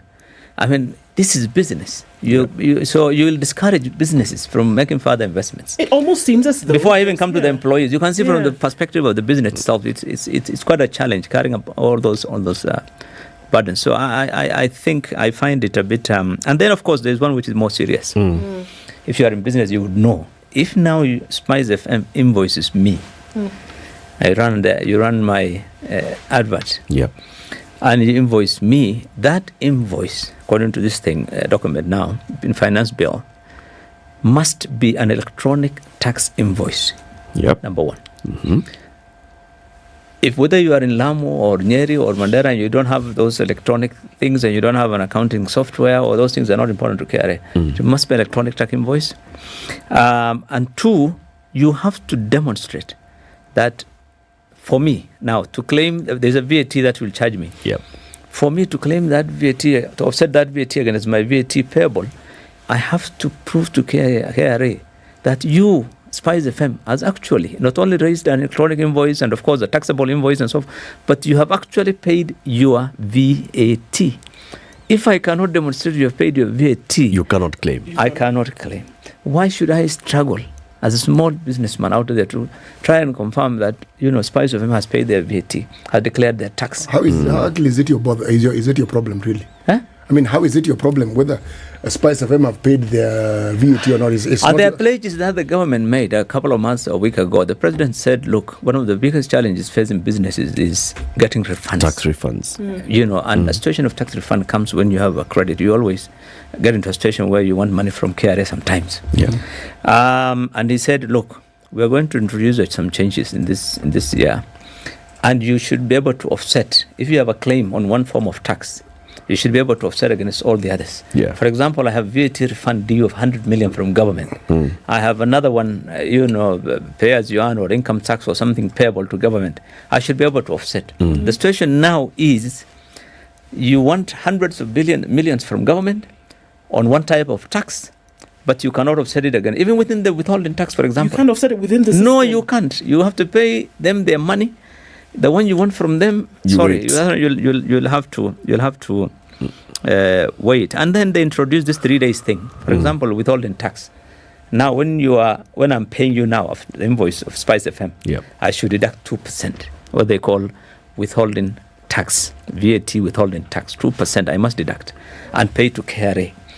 It used to be paid by 20th of the following month, like the normal VAT and so forth. In this new law, I have to pay that 2% within 3 days. Immediately, so I will be busy all the time trying to pay KRA. Reconciling and paying If KRA. you are an agent looking after my house, they used to collect, Now you become a withholding tax agent, the rent collector, like Lloyd Masikas and those guys who manage properties. Now they have to deduct withholding tax and pay within 24 hours for them. Withholding VAT now has to be paid within 3 days. Tax should not be administratively burdensome, really. It should not be difficult. It should not make things very difficult for business. Unfortunately, when you are looking for pennies all the time, you don't look at those things. KRA has a target. They're being told we want 3.6 this year. Next year, they've already been told 4. By 2027, they've already been told 6 trillion is what is required. So these guys, they will just sit down and say, okay, let us hang the guys one by one. Before we even get to employees. Crazy. Yeah, imagine. Let's take a break. It's 27 minutes to 8. Kenya's biggest conversation. Today, we are discussing the Finance Bill 2023. Bill Okero, former senator for Mandera County. He was a Finance and Budget Committee chairman then, and he's also served in the National Assembly as Shadow Finance Minister, is our guest this morning. He's breaking it down for us, understanding what is contained in the Finance Bill, and most importantly, telling us politically, so what can we do? All those issues that people are raising, what can be done about it? Keep it here. We'll be back shortly. 26 minutes to 8. This is the Situation Room, the only way to start your day.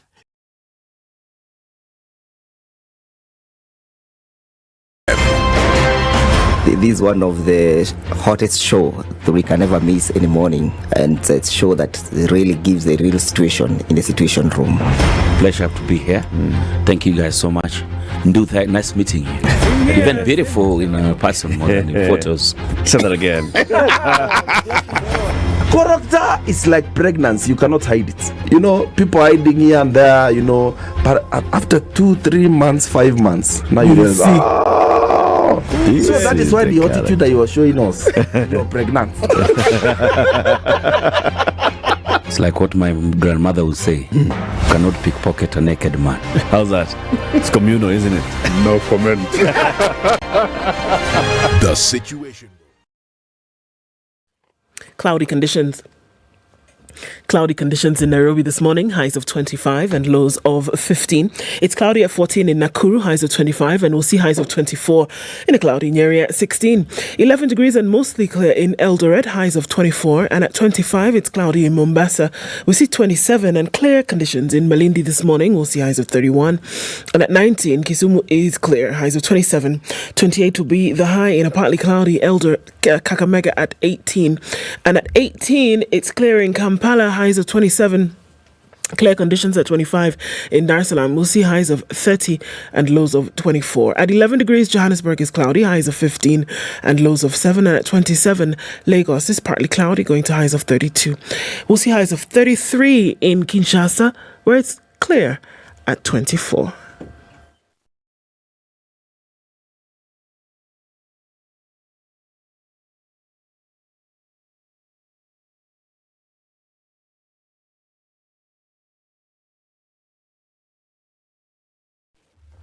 Busy on Jogo Road, that's where we see a lot of it this morning. On Landis, as you're going into the city, everybody's congregating at the Kamkunji roundabout, trying to get onto Haile Selassie. There's incoming traffic from Gong Road onto Haile Selassie. And also looking at some traffic having built up on Langata Road, getting out into the city this morning. Let's take a look at the Thika Superhighway, where it's still heavy coming off the Outer Ring Junction. The service lanes are not looking too bad. There's an option for you to use this morning. Kiambu Road, also busy. In and outbound traffic. It's actually many lanes trying to come towards Muthaiga Square. And Limuru Road is also extremely busy this morning. James Kishore is busy as you're crossing over towards Wayaki Way. Spice of MKE on Twitter. Talk to us there as we try to keep things moving this morning.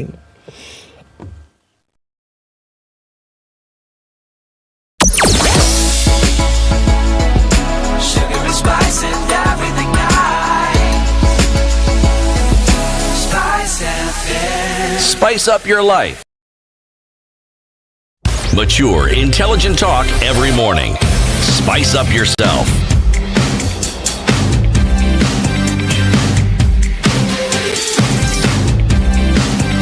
Mornings done right.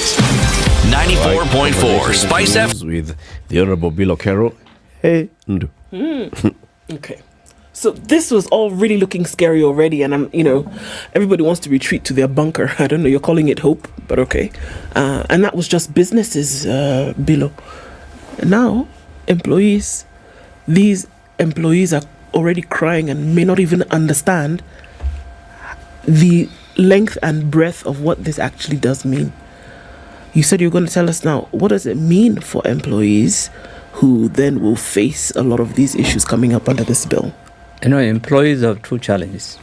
One from KRA and one from the employer. The employer would obviously, inevitably, try to, cut costs. So what would that mean? It means some employees will be fired. Yeah. You'll reduce your costs. You'll lose jobs. Some benefits will go. Some pay will reduce.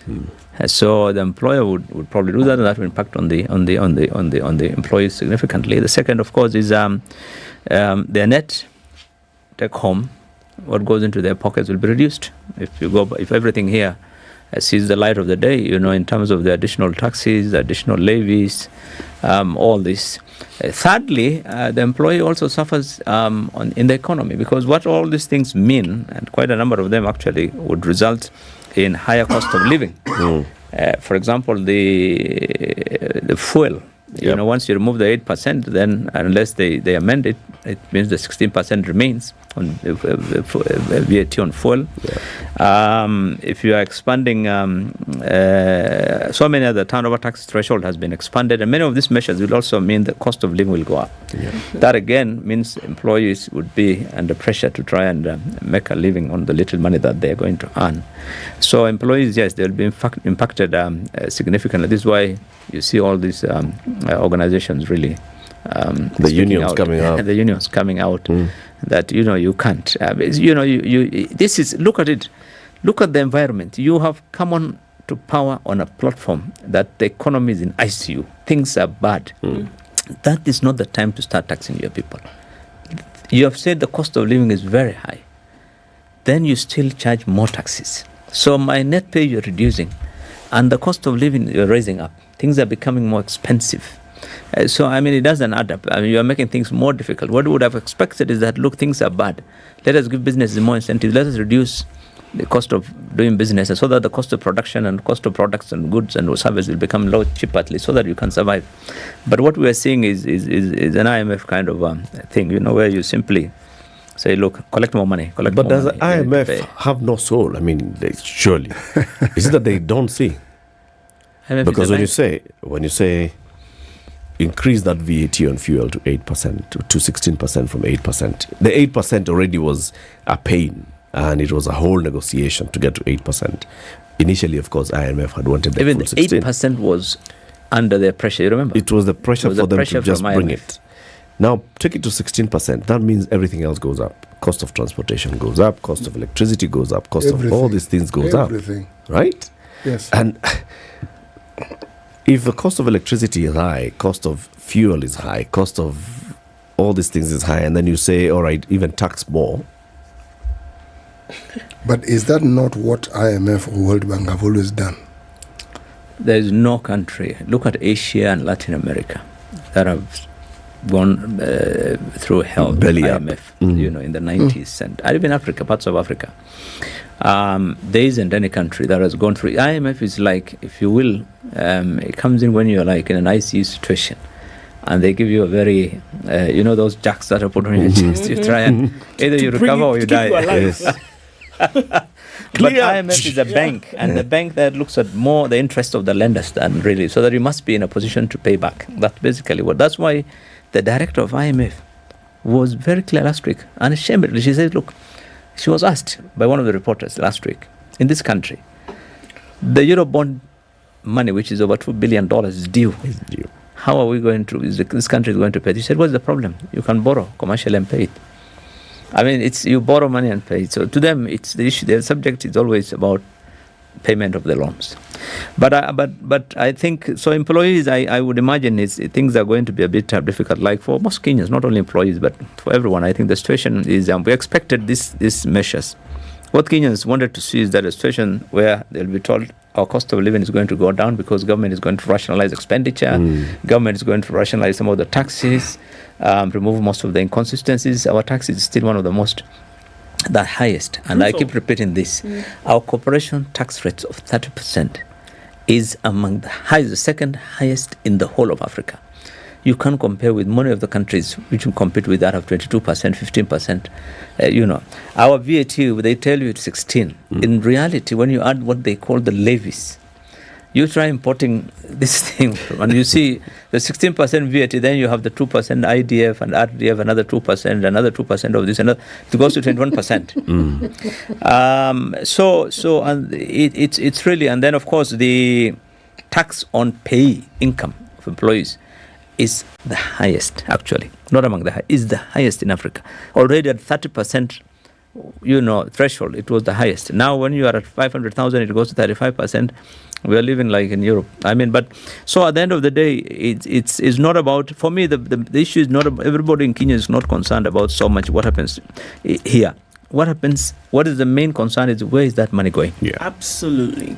Yes. And even when you make the comparison, Billy, and say, okay, we're living like below, we're saying, okay, we're living like those who are in Europe. That's okay. But one of my arguments is we're not living like those in Europe. We're being taxed like those who live in Europe. But the thing is that those who live in Europe and are taxed so heavily, up to 50% in some cases, can see the result of that taxation. Medical cover, education, health, education, job security, social security. I mean, so top many of the things. range. And here we are saying, do it some more. 4 trillion in another 4 years or so. 6 trillion in about 4 years after that. Where is it going to come from? I mean, and so here we are saying that the things that you talk about, reducing the cost of doing business, creating an environment whereby it's conducive for people to do business, to invite investors into the country, it seems that all of this is being done to do the exact opposite, to chase would-be investors away. And you're not just flirting with the possibility, you're actually courting sitting down and having a dinner date with this thing, because people are actually not going to come. 1. 2, how do you deal with an already frustrated populace who before we saw things like this, people already crying about how life has become You see, one of the expensive. things Kenyans will be looking forward to next month when they submit their budget statement or budget speech is how they will deal with the expenditure side concerns, for example, on corruption, because they know that most of this money it's not being spent on value for money because of corruption. Exactly. And let me tell you, if there's going to be a government where supplies to government is inflated and the government will not be getting value, it is this government, more than any other I have seen. Already the 6 months I have seen the supplies to government, the contracts, everything is inflated crazy, including what's going on in KNTC and all these other institutions. So I think the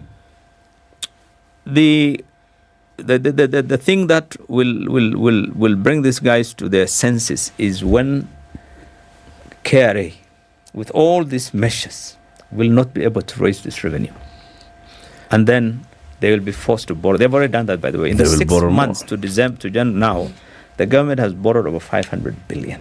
The same government that said we are going to stop borrowing. Yep. Last week they signed on Africa Exim Bank to another $3 billion that they will need to take. Already they are borrowing more. And IMF is saying yesterday, the managing director was, she said, we're going to give you guys this country more money again. So you will be borrowing more, and the consequences of that is that the next few years Kenyans will have to dig deeper. Businesses will continue shutting down. Look, when you increase the threshold of turnover tax to 500,000, lower from 1 million to, what you mean is, if you are running a small hair salon, you are making 40,000 shillings turnover in a month, you have to pay tax on that 40,000 shillings. I mean, that 40,000, KRA doesn't want to know, that is turnover, whether you have made profit or not, or loss.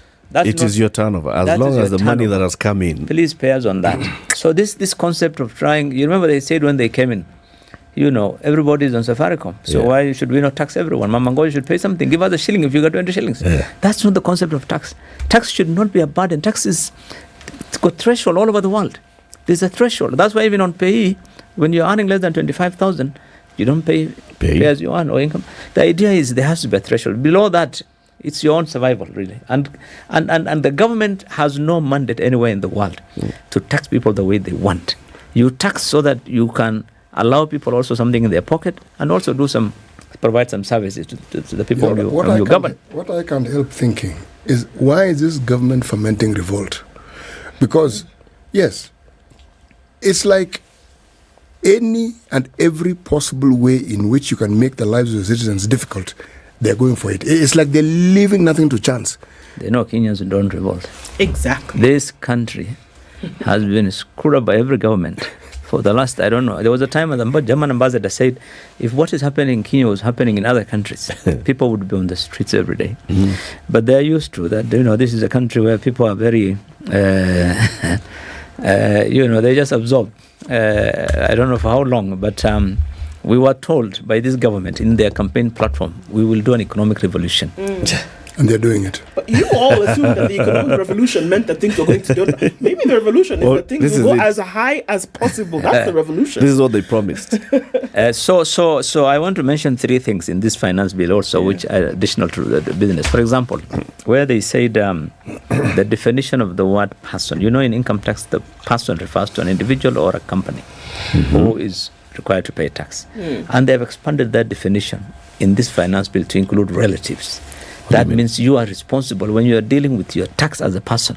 That person includes your relatives, your uncles and nieces and cousins and their tax. How? This is one of the most ridiculous things in this finance bill, and this they amend before it goes to Parliament. Wait. Explain that a bit. The second is...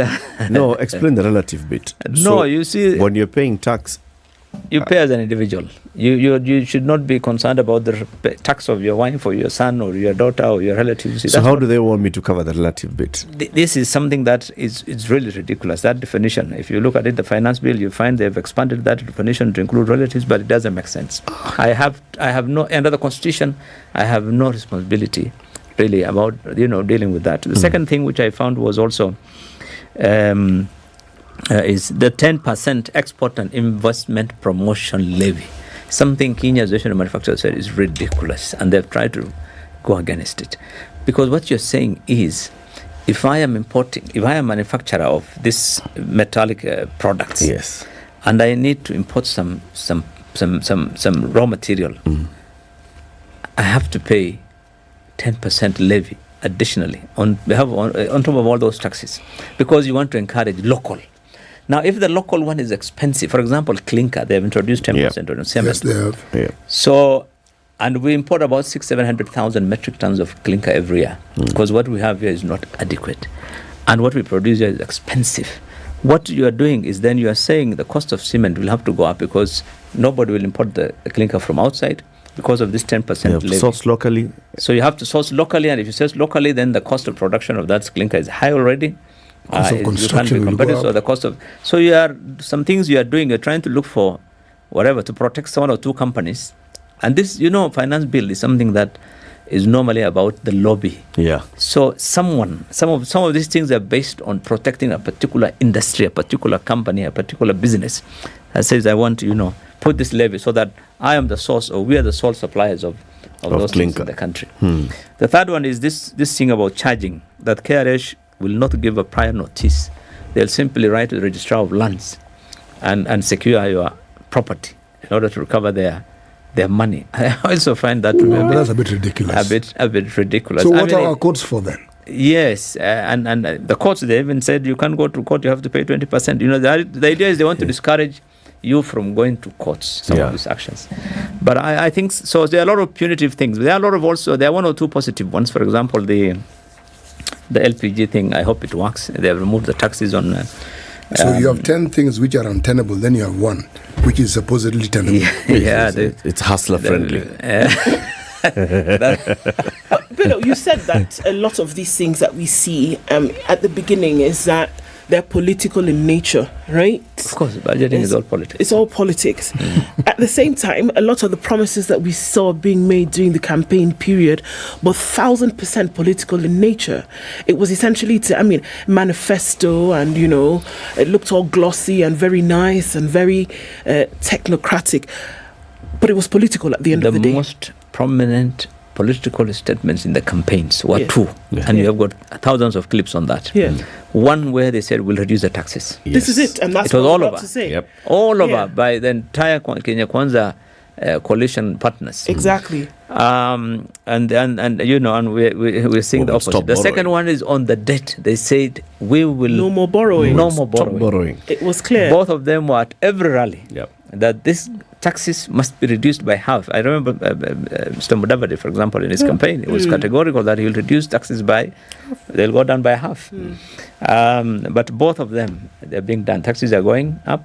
And more borrowing is happening. More borrowing. And clearly, obviously, you see, when you get into government, you find so many other establishment. Well, sure. However, but shouldn't there be, at least a little bit of an inkling close to what you said that you were going to do? There should be some semblance of your willingness to having, By now, what they should have done is sit with their lenders. Kenya government should have, in the last 6 months, sat with every lender, multilateral and bilateral one, and tried to renegotiate or reschedule the loans as much as possible, so that at least the impact of the payment, which is what they said is the reason why they have gone into this, can be, and there's no lender who does not, even your own banker.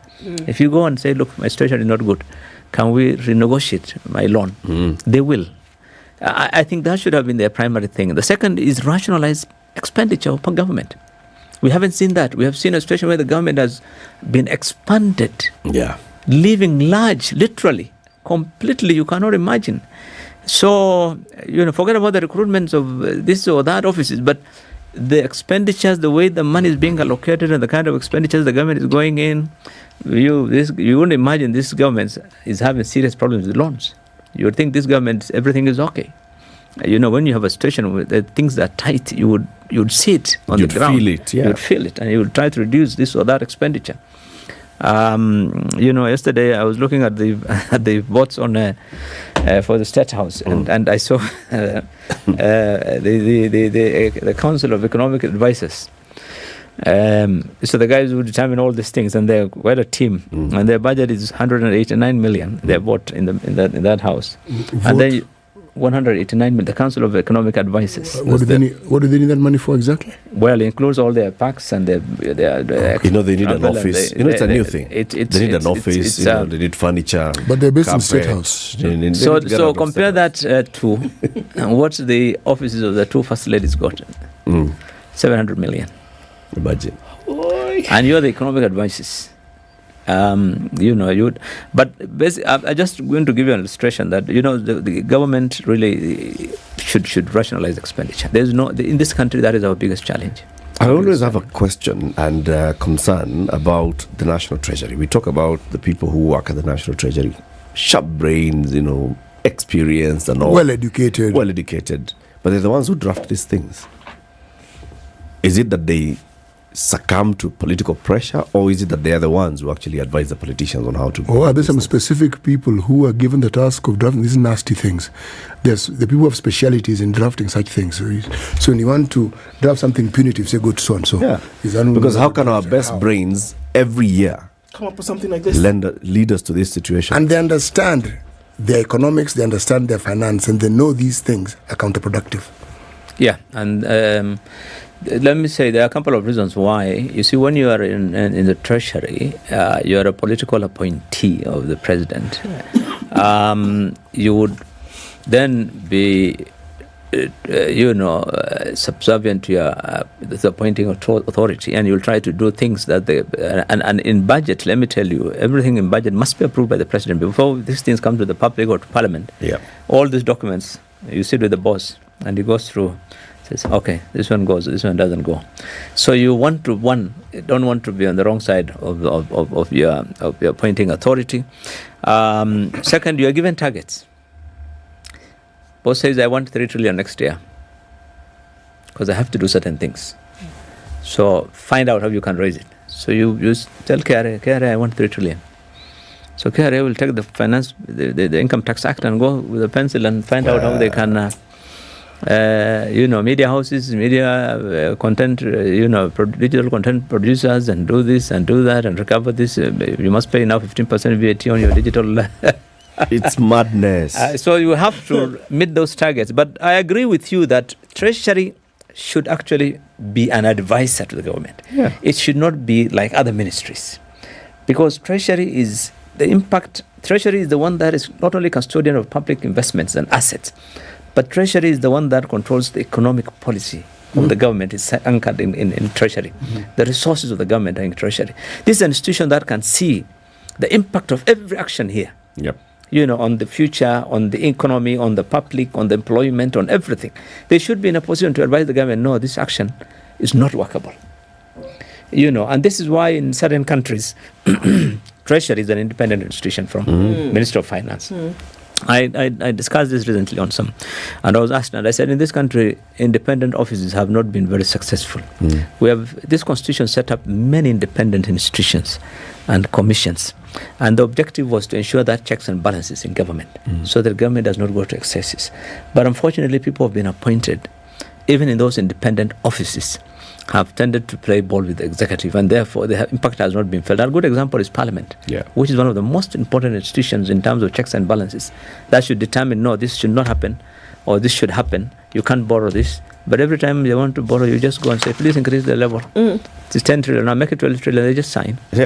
Please do this, and they sign. So even if we have an independent treasury, as long as the Kenyan professional has that attitude that once you have been appointed to an office, our people want to be in government, our people want to benefit from government, you must work with the government. That is the attitude we can't expect much even with independent institutions. Even if you move out treasury into some, in Canada, in some countries, treasury is a board.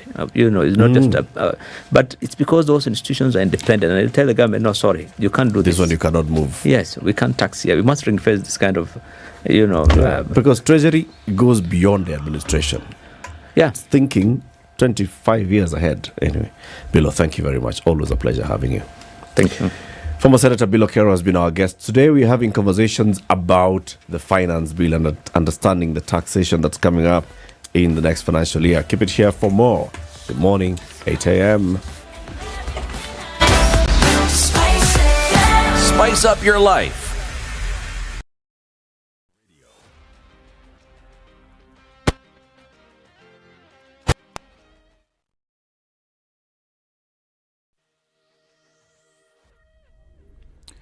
Good morning, this is Newswire. Dennis Aseto. Former President Uhuru Kenyatta, the facilitator of the AAC-led Nairobi peace process, held talks with Burundi President Evariste Ndayishimiye at the presidential palace in Bujumbura, Burundi. The talks follow a high-level meeting of the Peace, Security and Cooperation Framework for the Democratic Republic of Congo and the region that was held in Bujumbura and attended by heads of states and government officials from member states. The two leaders recapped the 11th Regional Oversight Mechanism Summit and discussed the upcoming East African Community Summit. Uhuru reiterated the commitment of EAC under the Nairobi Peace Process Framework in restoring peace in the eastern part of the Democratic Republic of Congo. Now, Kisumu Governor Anyang' Nyong'o has criticized the administration of President William Ruto for what he says is discrimination in appointments to various government positions. Speaking in Kisumu during a prayer service for Kisumu County government officials at the Anglican Church St. Stephen's Cathedral, Nyong'o questioned some of the appointments to various positions under the Kenya Kwanza administration. We think we elected a government for all the people, but when appointments come, you see appointments are very particularized. And not thinking how the others are feeling. We have a big challenge to understand the political situation we have ahead of us. What is it that we need to do to make Kenya better? I want you to think for a moment and ask, is there something wrong in our constitution which gives too much power to one person called the president? He claims that there is need for constitutional changes to be made in order to throw away the system of governance where the president of the country has great powers. According to Nyong'o, this will help in resolving some of the political conflicts that have been witnessed in the country. I think the mistake we made was entertain the presidential system of government in our constitution, believing that if we have a good person in that seat, it will change things. Let's have a different political system where votes are counted at the constituency level, and those who are elected then go, and the majority get the leader of the nation. Things will be simpler, we'll have solved a problem. And the police in Migori County have launched a manhunt for a gang that allegedly shot and killed a judiciary employee and a boda operator in Koigo village over the weekend. Suna East Police Commander Esau Ochokorodi says the judicial worker who worked as a senior court assistant at Migori High Court was shot a few minutes after leaving her house with her rider by a gang that was also using a motorbike. The Kenya Magistrates and Judges Association has condemned the incident and called on the security agencies to act with speed and bring the culprits to book. KMJA has also decried the threats facing judicial staff and now wants to meet President William Ruto to seek his intervention on the matter. Now, smallholder tea factories in Kirinyaga have appealed to the government to find alternative funding for Kenya Tea Development Agency management services and similar agencies instead of leaving farmers. Factory directors raised concerns with Section 53(1) and 2 of the Tea Act 2020, which levies farmers 1% on the net sales value of tea sold. They said the provision would affect farmers' income negatively and urged the government to relook the contested clauses in line with its bottom-up economic approach, which empowers the low-income earning members of the public. The directors resolved to retain the current status of factory management agreements with KTD-AMS until contested clauses in the Tea Act 2020 are addressed. And Nigeria's election tribunal will today start hearing opposition petitions challenging President-elect Bola Tinubu's victory in the disputed February presidential vote. This is according to court records. Tinubu from the ruling All Progressive Congress Party defeated his closest rivals Atiku Abubakar of the People's Democratic Party and Labour Party's Peter Obi, who alleged fraud and have launched a court challenge. There have been numerous legal challenges to the outcome of the previous Nigerian presidential elections, but none has succeeded. And US President Joe Biden renewed his call for Congress to ban semi-automatic rifles like the one used over the weekend shooting that left 8 victims, including children, dead in Texas, as he called out Republican inaction. The president ordered US flags lowered to half-mast 1 day after the heavily armed gunman opened fire without warning at an outlet mall north of Dallas in the latest spate of gun violence to shake the nation. Witnesses and police described the scenes of panic and horror as the Ellen premium outlets, where video footage circulating online showed the shooter getting out of a sedan and opening fire on people walking nearby. This is Newswire. I'm Dennis Aseto. Good morning.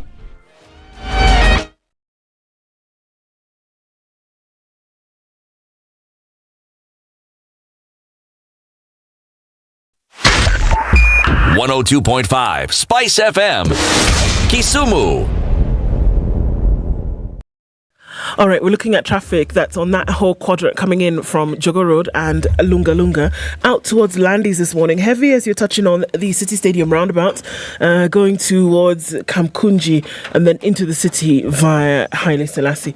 It's heavy on the Thika Superhighway as well. Just past that Utali Drift is where you see the most of it right about now. And on Kiambu Road, heavy as well. Limuru Road is quite busy. We're looking at traffic coming off of James Gishuru going towards Waaki Way as well. At a few minutes after 8 o'clock, it is pretty busy this morning and likely to get busier as we're well into traffic hour. Let's talk on Spice FMKE on Twitter this morning as we tend to keep things moving.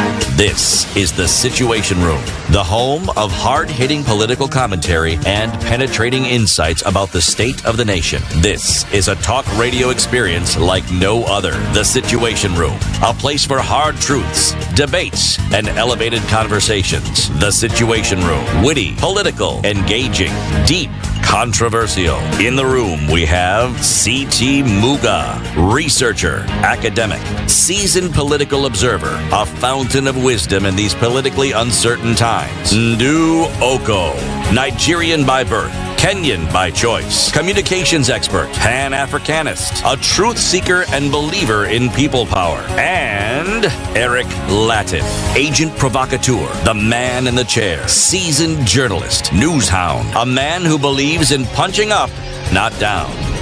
This is The Situation Room, the only way to start your day. Okay, my mic is now up. It is 7 minutes after 8. Good morning and welcome to a new hour of Kenya's biggest conversation. It is Eric, City and Ndu, all of us croaking this morning. The bug is caught up with us. Here we go. We continue. Have you thought about going to get the best and the biggest? This is I&M Bank is telling you, come and let us empower your prosperity. Whether you're a civil servant, a private sector employee, a corporate organization, or a small business, or even working in the NGO, offering you unsecured personal loan limits of up to 10 million shillings and a maximum tenure of 96 months. Imagine the lowest amount that you can get is 50,000 bob, and the lowest tenure is 12 months. Don't worry if you have another unsecured loan. They can do loan takeovers, that's loan buy-offs, and top-ups with tenure recalculated from zero. So you have this other loan with this other bank, it's gone 2 years down. Transfer it to I&M Bank. Big bite. Top it up. Can take up to 10 million shillings. And you start from that point, zero. Start recalculating. 96 months is how many years? 8. It's 8 years. I should be. You know? Just like that. I didn't do very well in maths in school. So. 8 times 12 is 96. We have math people in the studio. Still they did the math. It used to be 96. It used to be 96. Still 96. Still is. Yes, I remember that times table we used to cram. That thing at the back of an the exercise book, yes.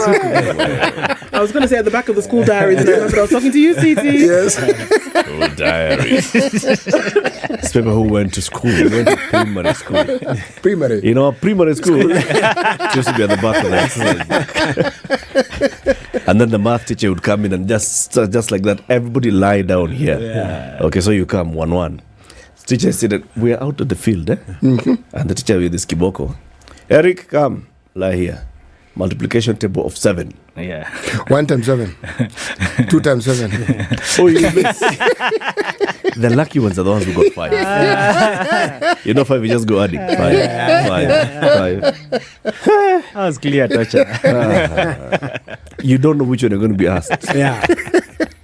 Another one, he tells you 7 backwards. 7 times 12. You crammed forward. Yes. Torture. Anyway, talk to I&M Bank today and they will sort you out. 96 months, that is 8 years, is the highest. I mean, the longest that you can, take up this tenure, and also the shortest is 12 months. You can call them on 0719 088 000. That's 0719 088 000. I&M Bank. They say tunakujali. Now let's continue the conversation, which is about the Finance Bill 2023. The hits and the misses is what we want to discuss now, and want to discuss now with financial experts. Abraham Rugo is a country manager at the International Budget Partnerships Kenya, and Christopher Kirade is a tax and law partner at EY. Ernst & Young. Good morning, gentlemen. Morning Good to you, Eric. Karibuni sana. Thank you. City. City Samo, good morning. Good morning, gentlemen. Good morning, sir. Are you awake? I had traveled briefly, but I am now back. It was evident. Yes. Now you're in the room. I'm now with you fully. Give us the day's proverb. Right, our proverbs for the whole of this week are from the country of Somali. Yeah, oh, nice. A cat in her house has the teeth of a lion. A cat in her house has the teeth of a lion. Abraham, your interpretation of this? When I'm in my hood, I'm the king. I know my corners. I know what I can do to you. Spoken like a true Kenyan. Scare me out there, but kuja kwangu. Uone. Utaona. Usikuja kwetu. It's space. Chris, did you ever have those kind of fights? Usipitie mtaani. Yeah. Peter uone. Utaniona. Utanijua. Yeah. What's your interpretation of it, Christopher? Yeah, I think a lion, conjures, power. So out there, you like he said, you can be small, but in here you're VIP. Have you ever heard that? In here I'm the king. Yeah, the king. Yeah. The big boss. Yeah. I mean, think about it. In a male-centric country like ours, any man you see, you may think whatever you like of that person, but when that person gets to their house, they are a different person. Yeah, They're their king. Yeah. Yes. Within that homestead, Yeah.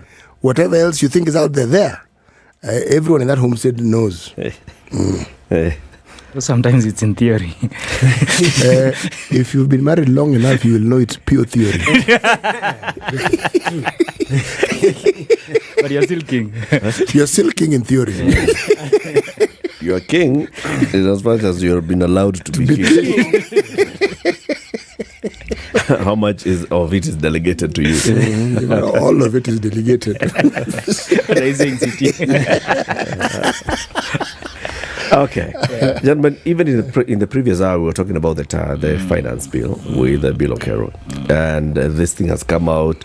It's basically saying how the government is expecting to raise the amount of money that it wants to raise, 2.9 trillion shillings in revenue in the next financial year. Before we even get there, I want to read, the cabinet met on the 27th of April, okay? And they had a conversation and they looked at the performance of the economy and they said, in fact, the way we are doing so well. let me start with what they talked about in terms of raising money. Wapi kitu bwana imepotea. Just gone to the wrong one. Dispatch on the 20. There we go. Okay. Now, revenue. In the last financial year, what was the revenue projection, Chris? 2.5. 2.5 trillion shillings. 2.5 trillion. That was how much they expected to raise. Yes. Okay, by the 30th of March, they had raised 1.3. 1.36. So in 3 months' time, they want to raise how much? 800. 1 point something actually. 1.2 or something. Now, they are saying the revenue collection is projected for the next financial year to be 2.89 trillion shillings, which is only 17% of our GDP, which is an increase which stands at 2.5 billion. What are you talking about? Eric, start again. Revenue collection is projected at 2.89 trillion shillings. Okay? Which is an increase from the 2022-2023 financial year, which is 2.5 trillion shillings. Correct. This is expected to grow by, 4 billion shillings. Okay? And that's why we are going to spend some 3.599 trillion shillings in the next financial year. And they say, in fact, if you look at deficit financing, the fiscal deficit is projected to be 663 billion shillings. If you do, that small math of 3.6 minus, just 666 billion shillings, which is a reduction of by more than 450 billion shillings, because they are looking at how much the deficit for this financial year has been, 1.12 trillion. See, I thought the deficit was the 600 billion. No, it was revised upwards to 1.12 because of why? I'm just looking at, as I listen to you, I was actually looking at the math about deficit. Let me start with the deficit. Yes. The deficit is a difference between how much we anticipate to spend and how much we have. Anticipate to raise in revenue. To raise in revenue and how much we plan to spend. Yes. When you look at all the years, and it's an interesting figure, in every year we have revised the deficit upwards. In other words, what it means is between the budgets within the year. Yes. So we start with a certain deficit. Let me give you an example. In 2019-2020, we started with 673. We revised it upwards to 953. We raised it actually, basically we changed the deficit by 41%. 2020-21 we changed the deficit upwards by 9%. In 2021-2022 we moved the deficit upwards by 4%. What has been happening is that even when we do not raise the revenue, it basically means that you plan to spend 120 shillings, you expected to make 100 bob, so there was going to be a deficit of 20 shillings, but then you realize that you are going to make only 90 shillings. Instead of reducing your spending to 110, you actually either sustain it there or raise it higher. Literally, that's what it means. And the numbers actually show 2014-2015 was the highest, where the deficit moved up by 76% within. So what's the logic behind this? Basically, what it's saying is that even when your revenue, and by the way, I think it is important for us to appreciate that every year we still raise more revenue than we raised the previous year. Yes. Our revenue has been growing year on year. It's been growing. It's only that it's been growing slower than our spending. And of course, slower than even our borrowing and our repayment. But the logic is that even when you do not have enough money in terms of revenue that you are collecting, your income is still low, your expenditure is still continuing to grow. Yeah. Okay. And not necessarily rationalizing your expenditure with the revenue. With the revenue. Okay. Yeah. I asked Bilokero this question in the previous hour, and I'm asking it now. Again, explain this logic to me. Why would a government that is full of so many financial and economic experts insist on spending money they don't have? Because, as somebody once mentioned to me, kila project iko na mwenyewe. So no project can be removed. Let me give you an example. Last year, the Budget and Appropriations Committee tabled a report that said we can only allow a deficit of up to 400 billion. I don't know whether you remember that story. As soon as that report hit the table, it seems to have gone there without Kanini Kega's full knowledge. He was out there campaigning. It was recalled. And the deficit was returned back to the 862 billion. You know? And that tells you, and when you look at all these deficits, is that you notice that actually there are projects that are planned that, so the politics of it, and that's why I insist that this is a governance problem. It's not necessarily a technical problem as it were. It's not a numbers problem. You know, it's not a numbers problem of balancing this number versus this number. It is that we've allowed the politics and the interests that organize our public finance, you know, to drive technical decisions, because the logic of it should be, for instance, like what we are talking about right now, that you wouldn't be, and we'll come to the finance bill, you wouldn't be raising how much you're spending. The 300 billion, for instance, that was promised to be cut, only 10 billion. When we did our math, it was between 10 and 13 billion. And if you throw in inflation, no, it's true. We did the analysis. We were very keen to do the analysis when we looked at the supplementary budget, you know, and it was just about 10 to 13 billion that was cut. Forget about the percentages, because the percentages sometimes can tell you all manner of things, you know. But in a situation like what we are in right now, it simply tells you that you should be working on the expenditure side to rationalize the expenditure, to reduce the spending of government, and not necessarily just scampering everywhere to, to try and collect all the cash. Now, there's some economic thought that if indeed you borrow money and it is used for the project it was intended, correct, there should be a change somewhere in the economy. We need to see, like, if you say 400 billion, if it enters the economy, we should see something changing.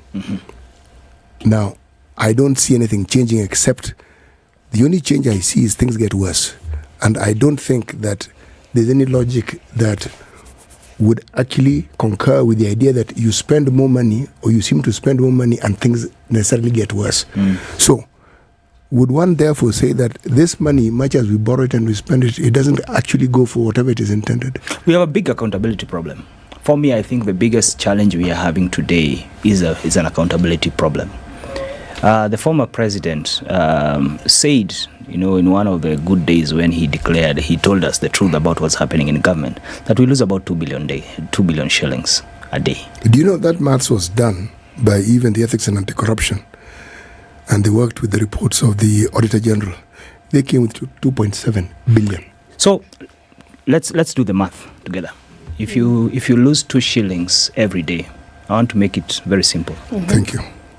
By 365, you basically lose 730 shillings. Yep. If you just do times 2.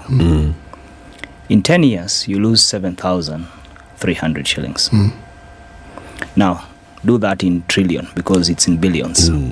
So basically, what we are saying is that, now, if you lose 730 shillings, our deficit per year on average is about 700 billion. Yeah.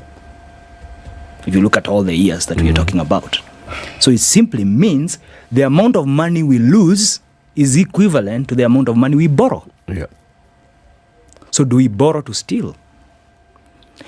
And the reason why I'm saying it's an accountability problem, it means that if you sealed the loopholes, if you took good, prudent use of money, as the Constitution even requires in Article 201, you actually have dealt with a big part of the kind of financial mess that we find ourselves in today. Because once you have borrowed, you have to pay back. And you saw the crisis we found ourselves in the last quarter. After we paid SGR, and then we paid the domestic, creditors. Basically, we found ourselves in a position where you're not even able to transfer any money to counties. We are not able to pay salaries for government. And even as we talk right now, there's a cash crunch.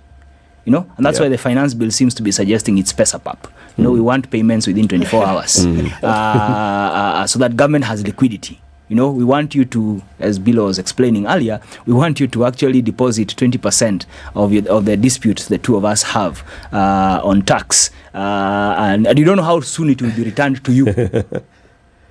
If you win the case. So for me, bottom line, if we don't fix the accountability issues, this money is not all the money is being spent properly, and that is why, as we talk right now, you walk into any public health facility, there's a struggle of drugs, to find drugs. It's a struggle for everything. It's a struggle of everything, literally.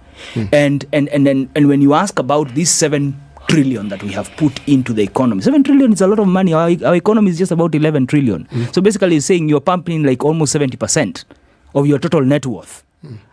You should see a lot of changes in that, and the fact that you're not seeing those changes in totality, therefore it means that 1, we have spent more than we need to spend, and 2, that there is an accountability challenge which, unless you fix it, as it were, you are collecting more so that then you enrich more.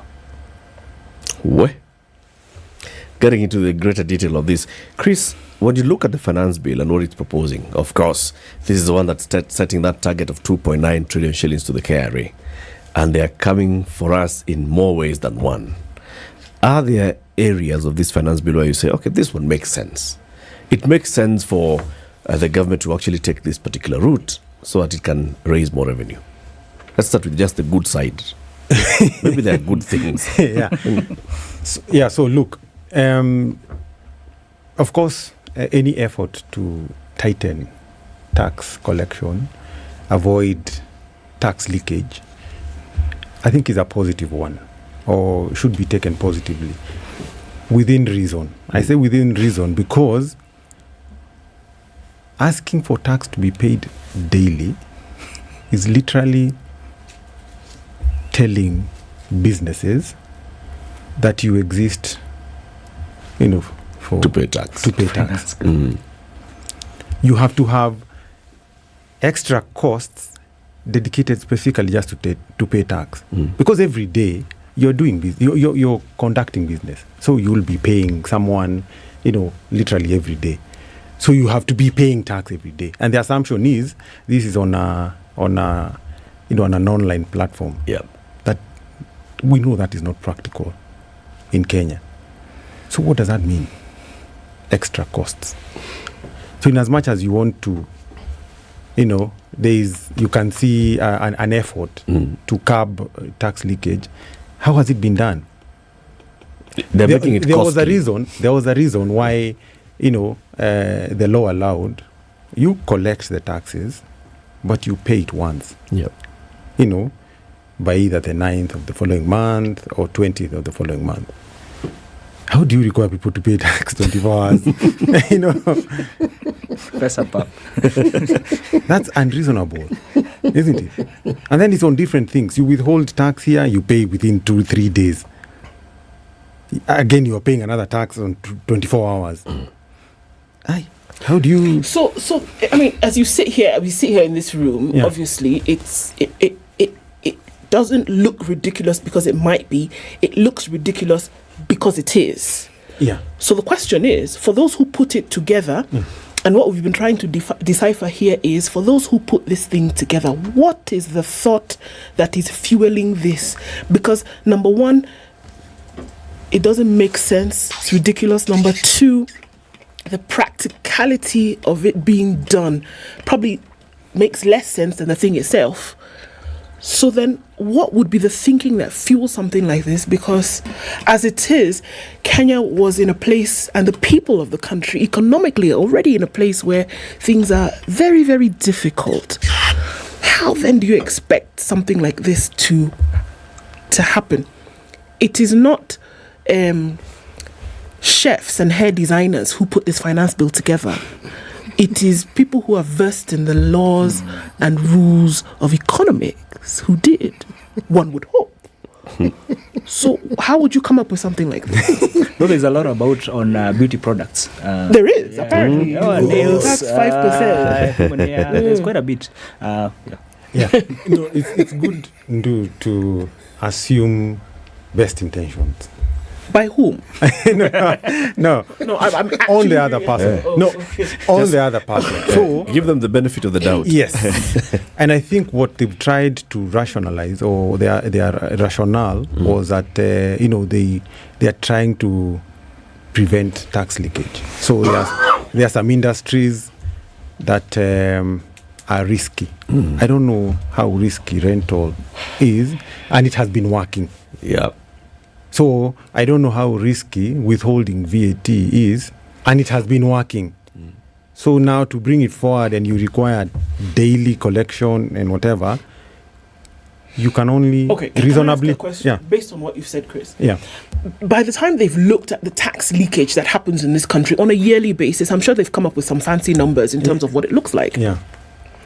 In the same vein, they've come up, before this and because by the time the former president Uhuru Kenyatta talked about 2 billion shillings being missing, he didn't pull this figure out of a hat. Yeah. Somebody gave it to him after, one would hope, a study had been done and said, look, we're losing this much.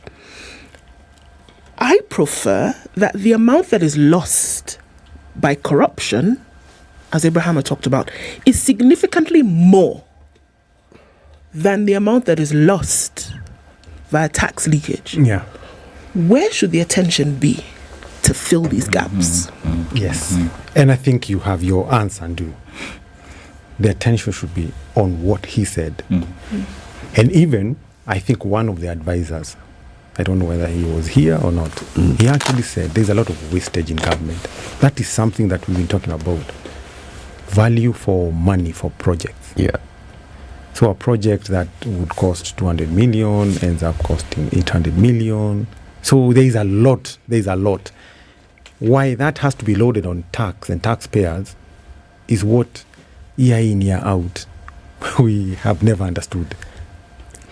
Chris, the people who do these things are your contemporaries. They are people who you deal with on a daily basis. Yes. Outside their office. Yeah. And when you're sitting down, they're your buddies. You mnakula nyama mahali. You know these people. Yes. Some of them you even went to school with. Yes. Explain to me the difference between the guy who thinks like Chris Kirathe out there and the guy who thinks like whatever he thinks like when he gets into that office of the National Treasury. What is it? Actually, let me put it this way. As you're having the nyama, it's fine. He's a guy who I think you reason. But once you get to the other side, then it looks like it has to be done, unfortunately. So they're arm twisted, sort of. I would. Let me not. Let's say there's political pressure to realize something. It would seem, and you put it against your own best. Eric, think self-preservation. This is it? Yeah. Think self-preservation. Let's face the issues as they are right now, Eric. Right now, you have a cash crunch.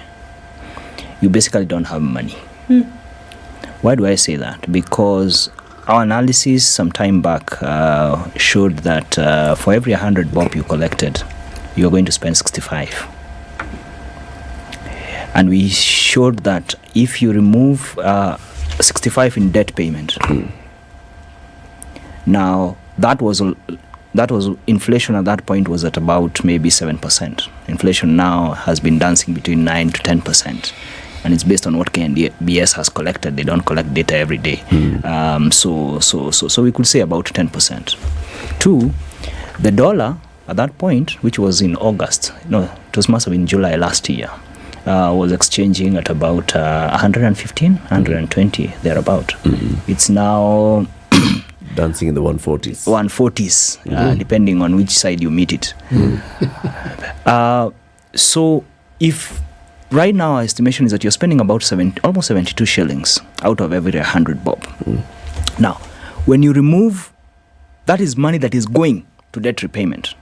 Technically, it's out of the 2.1 trillion that we are expecting to collect. But really, the 2.5 you talked about, there's a 400 billion there that is appropriation in aid. This is income that goes straight to the ministries. So we like to keep that aside because that's not money that you can bank on. Ordinary revenue is about 2.1. Okay. 2.1, all these what we call the consolidated fund services, they are the ones that were coming to about 1.5. So you are left with 600 billion to run entirety of the rest of government. before you add how much you. Now, the rest of what is the rest of government? Teachers. If you remove teachers, 300 billion. Okay, forget even about teachers. Let's put them at the back a bit. Go to the security forces, the police, the interior, about another 128. What we found that before even you pay the rest of the civil service and run the rest of the programs, you're already at a negative of about, it was coming to about a negative of about 145 billion. In other words, you're starting your month on a negative. So this government right now, of course, they come into office. The shock was not that that we are in a situation that we are in. The shock that is that they were surprised that we are in the situation we are in. For me, that was really a big shocker. That they were surprised that actually we don't have money. So you are collecting to first sort out the debts. And then you pay your critical, the army, the security forces, you make some transfers to counties, you pay the judges and the rest. Then you are left. So as we talk right now, and you've seen even when they have issued the bills, people don't have appetite, to buy them, especially, and they want just the short ones. Yes. The overdrafts have gone up. Banks are depositing great profits because they are lending to government. The point is, government has no money as we talk. And therefore, they are looking for every means to be able. And how do you go about it? You go for the tax that is easiest. The guys who are already in the net, the fish in the net, that is easier to squeeze out, Because the language that was being advanced was the language of, first of all, we need to expand the tax base. We need to facilitate business. We need to be able to make sure that the cow we are milking is well fed. But now we are seeing less conversation on the feeding of the cow. Milking of the cow. But now it's milking proper. Milk ya asubuhi, saa saba na jioni. And that is not working. Add another one at 4 p.m. For me, that's a concern, that you're not balancing these two things. And it seems to be very skewed on one side. And we are not seeing any rationalizing of government saying, okay, fine, guys. We also, as people who have a responsibility to provide services for you as our citizens and the social contract that you have given us, we are also taking a cut. We are also going to delay certain things. We are also going to reduce our expenditure. That side expenditure seems, and that's why you're saying in the cabinet, the discussion seems to suggest everything is okay. It's not very good. Mambo iko sawa kabisa, But the truth of the matter is everybody is straining. And for me, I struggle with that duality of you're a decision maker on one hand. On the other hand, you can see the cost. And what it means. And what it means on a day-to-day life of every Kenyan. For me, that's good. Let's take a break. It's 24 minutes to 9. This is Kenya's biggest conversation. Chris Kirathe is a tax and law partner at Ernst & Young, and Abraham Rugo is a country manager, International Budget Partners. We are talking about Finance Bill 2023 and what it means. Goodness. The hits and the misses. Okay, so we look for the hits somewhere. This is the Situation Room, the only way to start your day. Oh my God, look at the curtains. Oh, and the shoes. Wow, my dream fridge. Oh. What is it? My friend, you don't have money. Let's go. Yes. I know what to do. The interest on my fixed deposit has matured to Songe Mbele na Kingdom Bank. What is it about Kingdom Bank? Everyone is surprising me about this Songa Mbele na Kingdom Bank move. Songa Mbele na Kingdom Bank.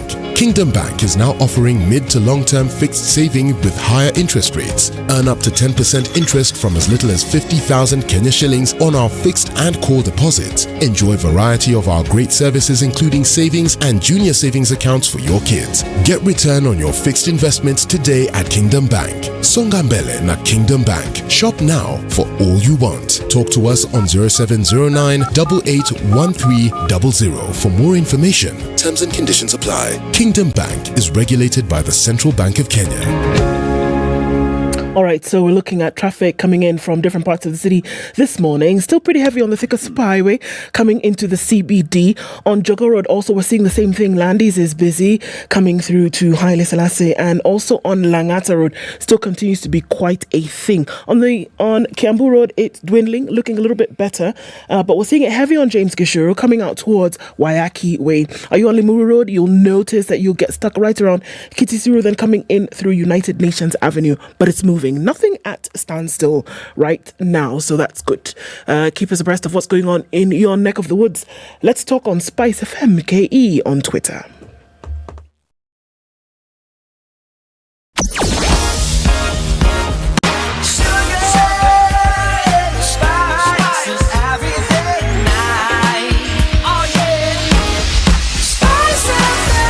Spice up your life. Mature, intelligent talk every morning. Spice up yourself.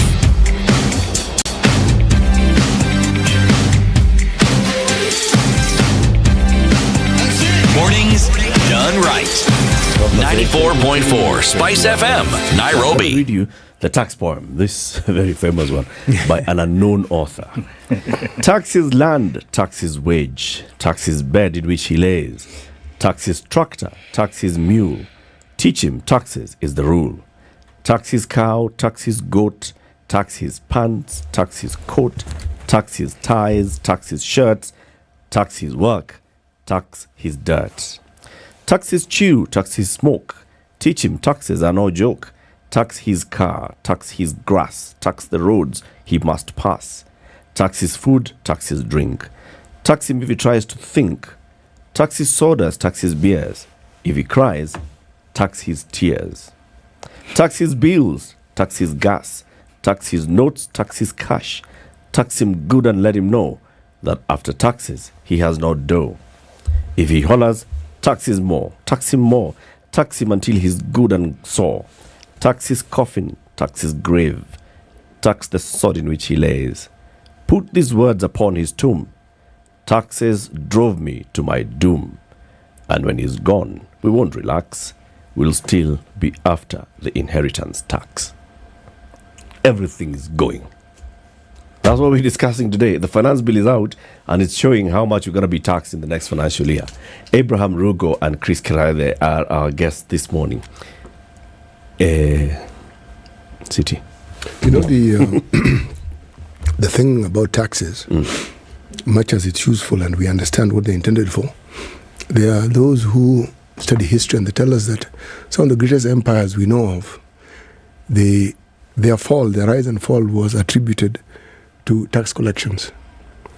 You're talking about the Roman Empire, the Aztec Empire, taxes. Now, in recent history, meaning something like around 300 years ago, the empires, modern empires that we know of, America, that revolution, it was tax-based.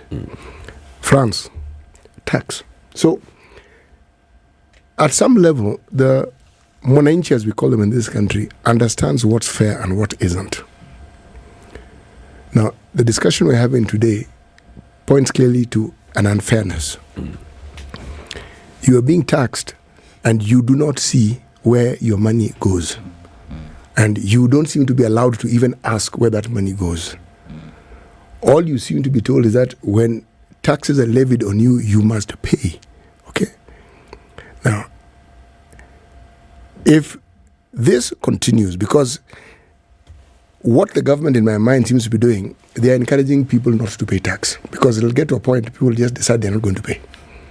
They'd rather not pay and face the wrath of whatever will come along than to pay, because they will look into the resources and the recesses and they'll find they have nothing to pay.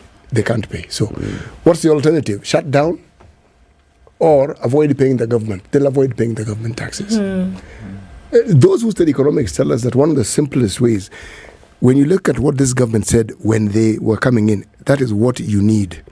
You grow the economy, there's a lot more to tax. It's simple. It's not even complicated. And it's distributed. Yes. You know, the burden is distributed. Completely. An interesting example, yes. and Kiraithe might have more details on this, is when tax was increased on data and calling. KRA, actually, the tax collection went down by about 8 billion. 8 billion. Yes. So in other words, increasing the rate does not necessarily net you more. Because one, as an employer, as a business person, I have to weigh out. And when you look at even what has been going around, it's people are going to pay tax between 46 and 46%. Yeah. When you look at, and we need to see these taxes in their totality. We need to see the increased NSSF at 6%. We need to look at NHIF. Then we need to look at the National Housing and call it National Housing and National Housing Fund. Yes, National Housing Fund. Yeah. Those three, and then now you need to look at these up to 35%. But then you also need to include the taxes, the direct taxes that are levied on everyone earning 100 and earning 100,000. VAT 16%. On the different products now, even on fuel, which basically it's danced a lot. It's been one of the conditionalities from IMF, seems to have now found its way quite strongly. When you add all those taxes, then it seems that the money that you are left with is literally very, very small. In terms of you, and remember that because of the kind of society we live in, we also have a social tax. You have a brother who needs medical care, you have all these, you have school fees, funerals. You have funerals, you have all these other, taxes. We cannot call them taxes because they are not necessarily by law, but by the way we organize ourselves, they become a critical part of our society. But add to that the fact that you are not necessarily assured that you will get the services for which, you see, the argument often made is that, there are countries where people pay taxes up to 50%. But I have lived in one of them, Germany, where people pay quite significant amount of tax. But there's no day I opened my tap and there was no water. There's no day you go to the police service and you don't get the service you're looking for. Or you go to the health facility and you don't get drugs. Or you go to the supermarket and find food all of a sudden at night. Or your lights go off. You're not too sure of. You have the services here. You have public services which you're paying tax for, but you still have to provide for them privately. So for me, that's a balance that really has to be struck. Oftentimes we go by example, isn't it? And we say, okay, you know what? Here is an example. Even in teaching, even in rote, you give an example and you say, here is the example, follow this example, you get your answer, you can go. So I'm curious, are there examples on the globe of countries where this now is, or something like it has been suggested and it has worked and has worked well, that we can say, after all, country Zarkovia did exactly this that we are saying and it has worked, and today the economy is flourishing and everybody's happy? Good question. So I wanted to add on to what he said. We, of course, are living in information age. So we know what's happening across the world. So trying to justify an increase because another country does the same without giving a commensurate the other side of, taxes are paid high, or there are high taxes. But then, there's all these public goods that are provided. But I wanted to say, in the dichotomy of taxes, we have taxes on income, or what we call taxes on gains. Those gains could be from business, could be from rights, could be from employment, And then we have taxes on goods and services. So what you would call VAT, excise. I'll come to your question. So what has happened with these proposed changes, it's a shift, an upward shift, which means it's a general increase from where we have been. So I'll tell you, for a business person, if you did your business through a company, you would pay 30%, on the profits. Then you would take a dividend, you would pay an additional 5%. Effectively, you paid 35%. You would call that a high net worth. So what has happened now, with a proposed change of dividend tax from 5 to 15, is effectively your effective tax just 45. increases. Yes, to about 40.5. That's on the income tax. Now, on the other hand, we have full VAT on fuel. Yep. You know what that will do to the economy. Everything is just dependent on fuel. So mafuta goes up, Yes. basically. Yeah. So that's a business person. Yeah. Even when you talk of the low, small, middle income, turnover tax has been increased from 1% to 3%. So who you would call your hustlers, they also have been. And it has been brought down to 500,000. Yes, and now the catchment has increased because previously. So they think. Yeah. Previously the catchment was anyone whose annual turnover is 1 million to 50 million, they would pay 1%. Now, anyone whose turnover is 500,000 to 15 million will pay 3%. Everyone else has gone on to the 30%. That's for business. And then there's another thing. You cannot take a business deduction if you do not have an e-Teams generated invoice. What that will do to this economy, we just have not felt it. Just break it down. Because now there's this e-Teams thing that they brought. Yes. They made every company buy this thing from as low as 40,000 shillings to as high as whatever it was going for. Yeah. And then thereafter they said, we have a free one that you can do online. Yeah. Anyway, let's explain to us how this e-Teams is going to work. So e-Teams was largely a VAT driven. It was to, that there has been a lot of leakage around VAT. Yeah. And fraud, to be honest. Fraud and claims. Yes. So anyone who is registered for VAT was required then to purchase a new... To get the e-Teams and then start issuing invoices. Yes. Now what this change says is, as a business, other than for VAT, for income tax purposes, you would not be allowed to take a deduction, a bona fide business deduction, if the other person hasn't given you a... Now remember, there are people who do not require to issue e-Teams. One, because they either provide exempt services, so they are not registered for VAT. Yeah. You have the low, the hustlers. Or, let me use the word hustlers. Yeah. But the people who haven't reached VAT threshold, so they don't. So does that mean you won't be doing business with them? What are we doing to the economy? Because you have either of three options. You're basically, let's even take a practical one. Yeah.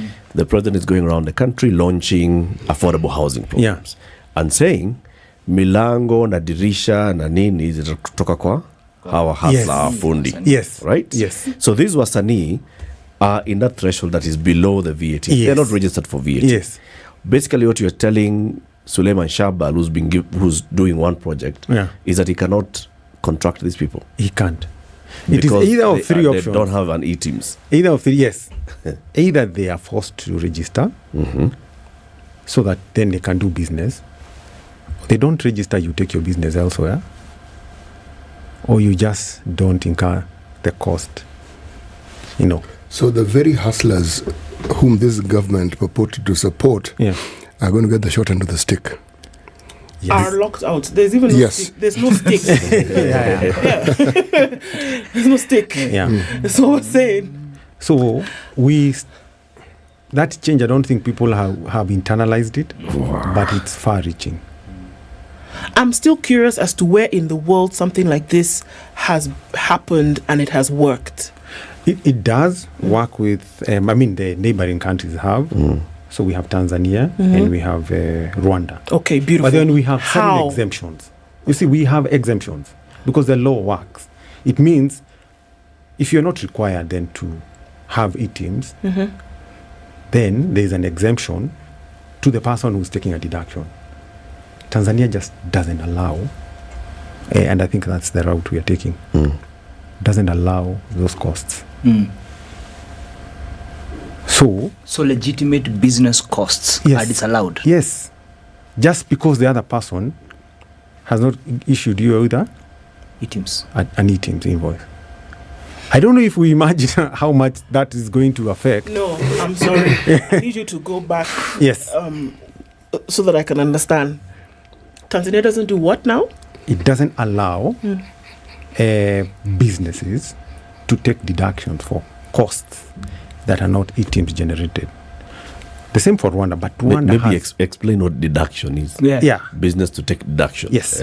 So what I said is, remember in dichotomy of taxes, there is tax on income. It's not the revenue you make, it's the profits. Yeah. Which means it's your revenue, then you're allowed to take business deductions for the expenses that are for that business. Yes. So now you won't be allowed.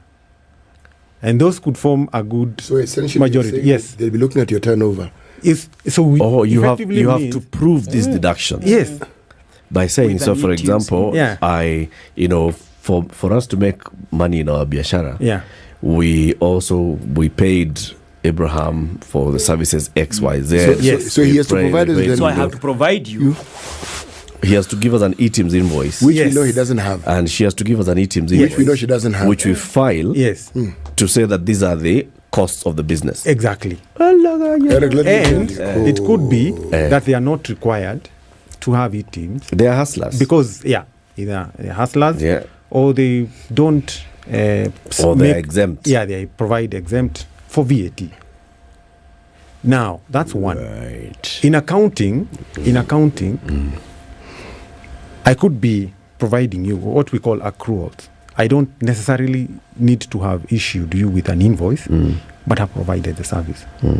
So prudence in accounting requires that you take the cost because it's already known to you. Yes.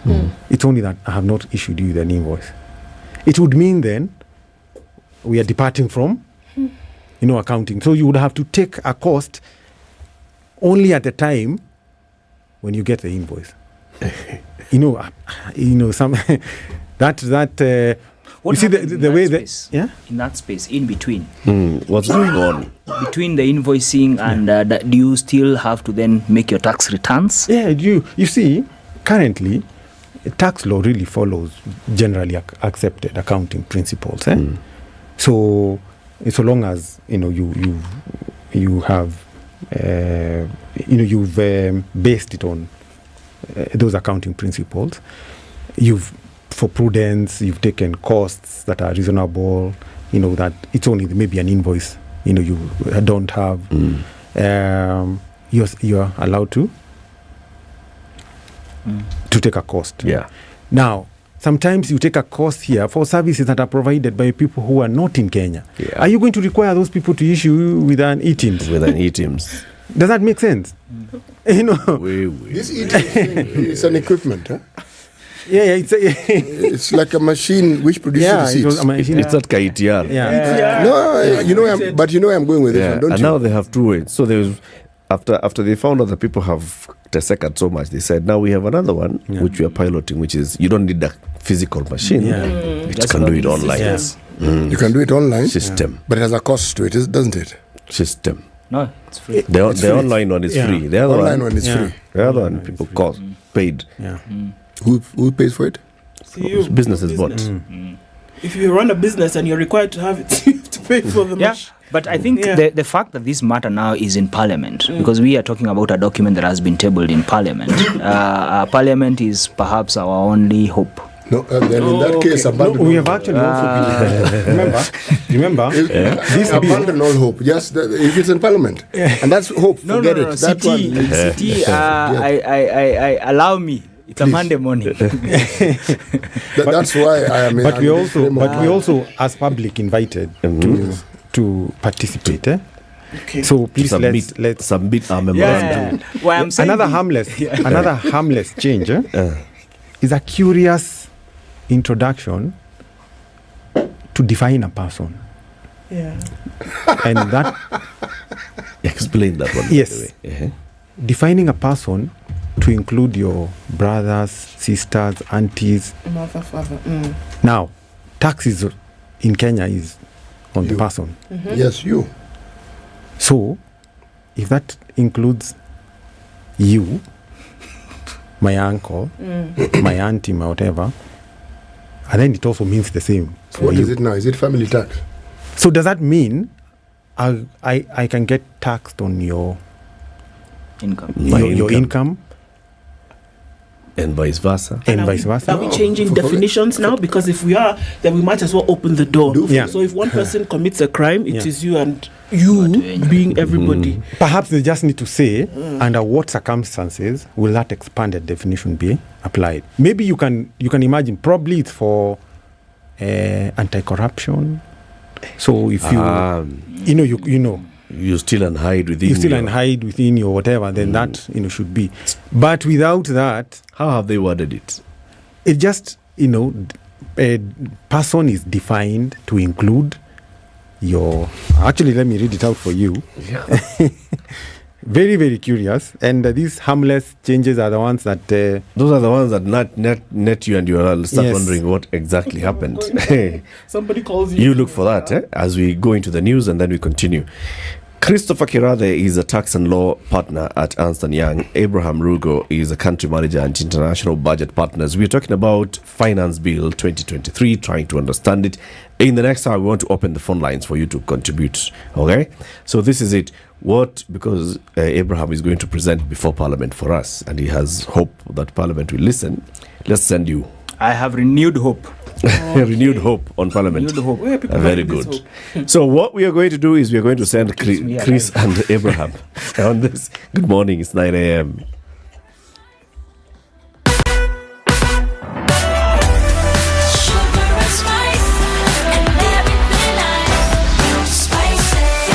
Spice up your life.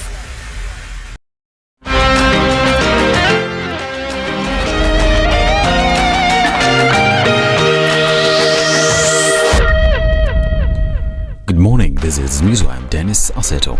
The government will fully fund and ensure a decent burial for freedom fighter Field Marshal Mukami Kimathi. Deputy President Rigathi Gachagua said giving a befitting and decent burial to the Field Marshal will be one of the ways of recognizing and appreciating a role and contribution to the liberation of the country from colonialism.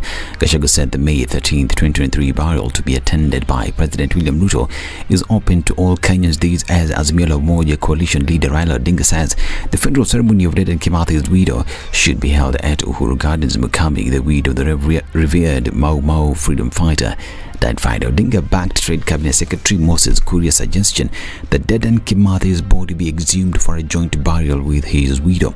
Until her death, Mukami has been advocating for the exhumation of the remains of her husband from Kamiti Maximum Prison to be buried at his home. And former President Uhuru Kenyatta, the facilitator of the EAC-led Nairobi peace process, held talks with Burundi President Evariste Ndayishimiye at the Presidential Palace in Bujumbura, Burundi. The talks follow a high-level meeting of the Peace, Security and Cooperation Framework for the Democratic Republic of Congo and the region that was held in Bujumbura and attended by heads of states and government officials from member states. The two leaders recapped the 11th Regional Oversight Mechanism Summit and discussed the upcoming East African Community Summit. Uhuru reiterated the commitment of EAC under the Nairobi Peace Process Framework in restoring peace in the eastern part of the Democratic Republic of Congo. Now, Kisumu Governor Anyang' Nyong'o has criticized the administration of President William Ruto for what he says is discrimination in appointments to various government positions. Speaking in Kisumu during a prayer service for Kisumu County government officials at the Anglican Church St. Stephen's Cathedral, Nyong'o questioned some of the appointments to various positions under the Kenya Kwanza administration.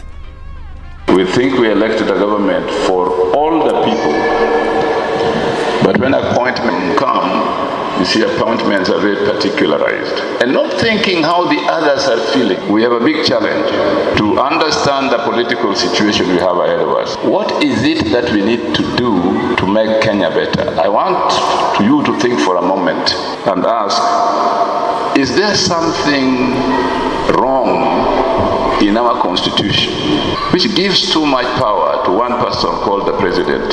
He claimed that there is need for constitutional changes to be made in order to throw away the system of governance where the president of the country has it all.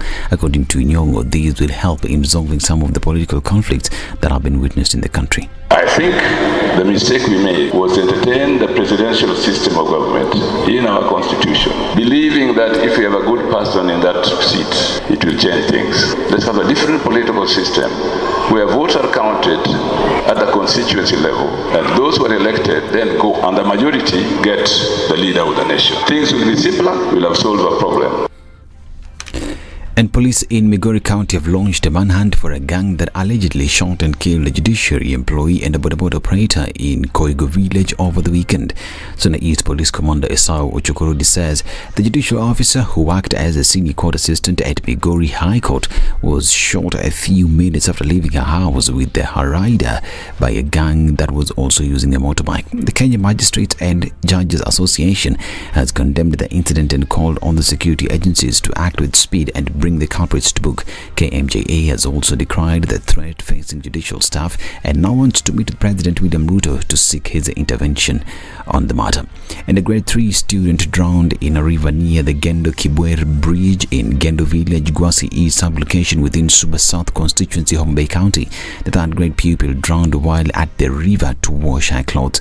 The 12-year-old girl was with her sibling during the incident. Reports indicate the river was swollen from the ongoing rains pounding different parts of the country. According to Andrew Ombisa, chief of Gwasi East location, the man went to get water from the bridge while they were washing their clothes and she slipped and drowned in the river.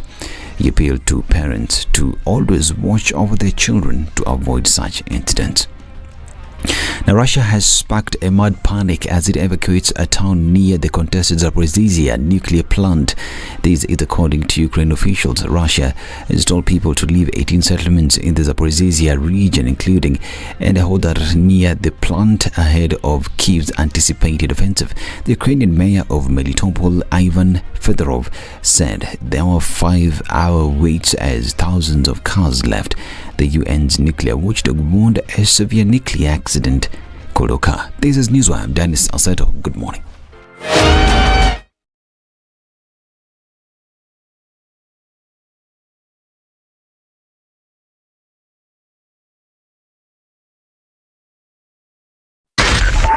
.4 Spice FM, Nairobi. We're seeing it looking a little bit better coming off Thika Superhighway, but then you'll get to the drift at the Utali College. And just beyond that, going towards the Pangani Underpass where you see some traffic. It's better on Jogo Road this morning and also a little bit better on James Gishuru. It's not spilling over past Wayaki Way, but still heavy traffic. Inbound. Also looking at the same on Ring Road Western, still pretty busy right about now. And Limuru Road is also busy as well. We'll be out of traffic hours soon, and then Monday morning can continue. Talk to us on Spice FM KE on Twitter, and let's try to keep things moving this morning.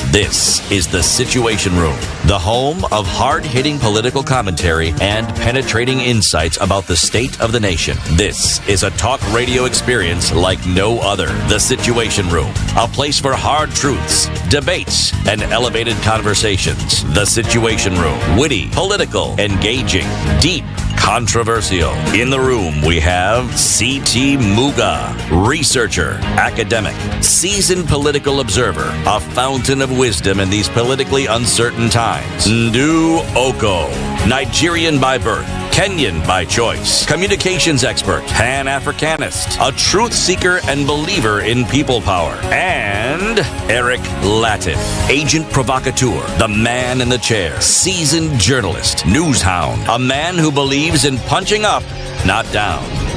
This is The Situation Room, yes, we get it the only way to start your day. This morning, 7 minutes after 9 on the 8th of May, 2023. Our guests, Chris Kirathe from Ernst & Young, EY. You guys changed from Ernst & It's now just EY. Yeah, well, we are EY. It's just EY. Yeah. Although we are still, it's just EY. Yeah. But the legal name is still, you'll find it's still, in some countries, still Ernst & Young. Yeah. Okay, but the brand is EY. It's EY. Yes. EY, okay. So Chris Kirathe from EY and Abraham Rugo, country manager at IBP. International Budget Partners, Kenya.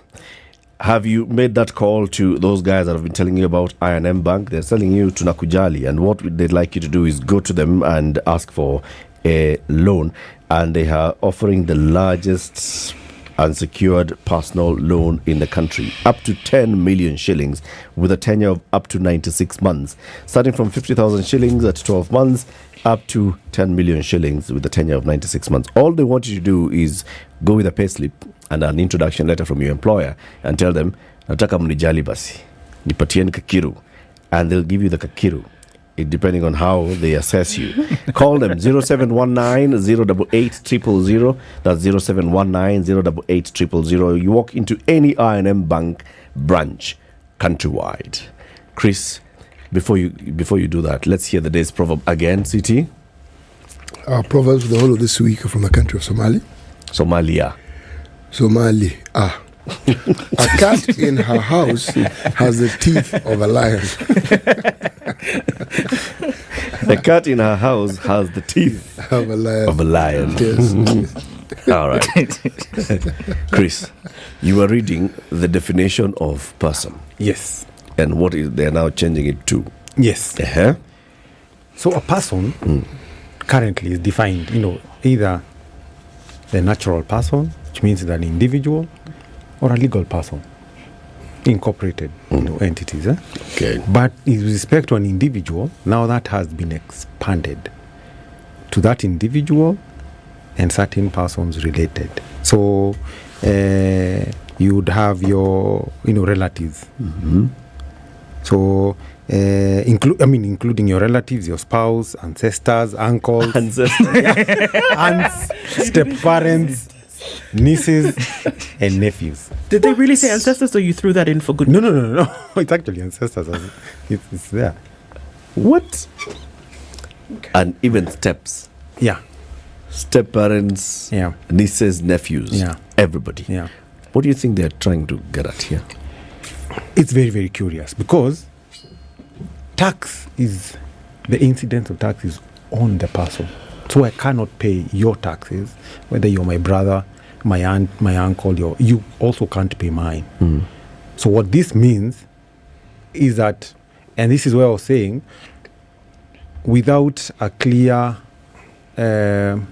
rationale or a clear provision on under what circumstances this would apply, it would mean easily that your relatives' taxes could be on you.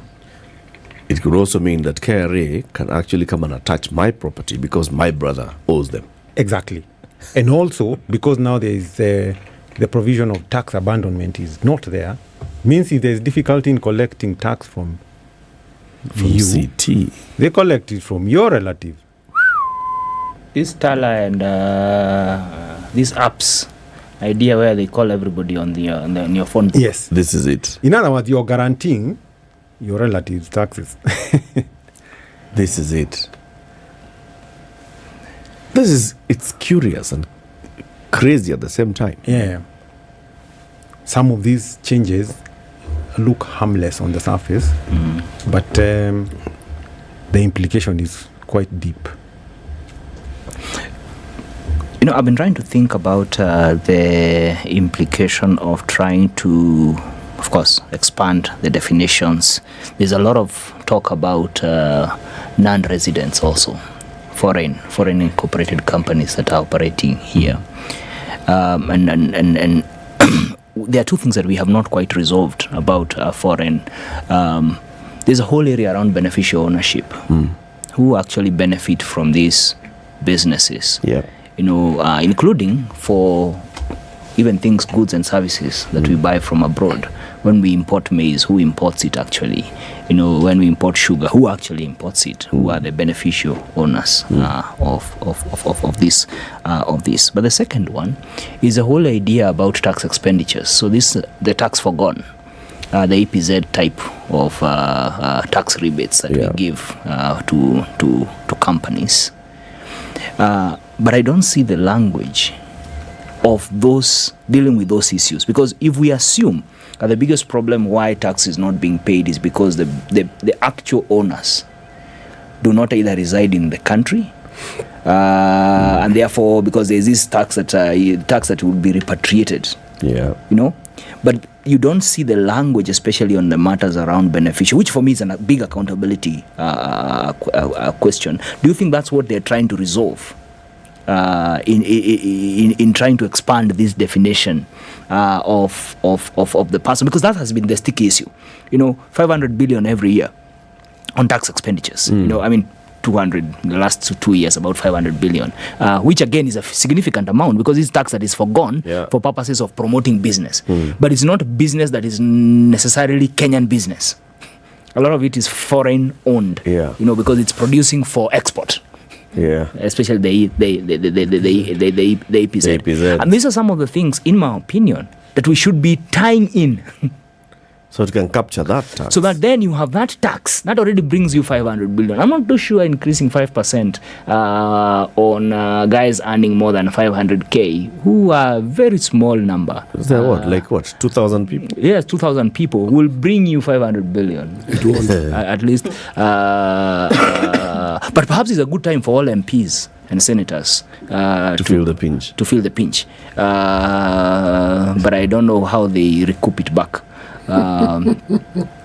So for me, those accountability, those issues that are glaring on your face, if it is these companies that do business, you know them and you connect them. Yeah.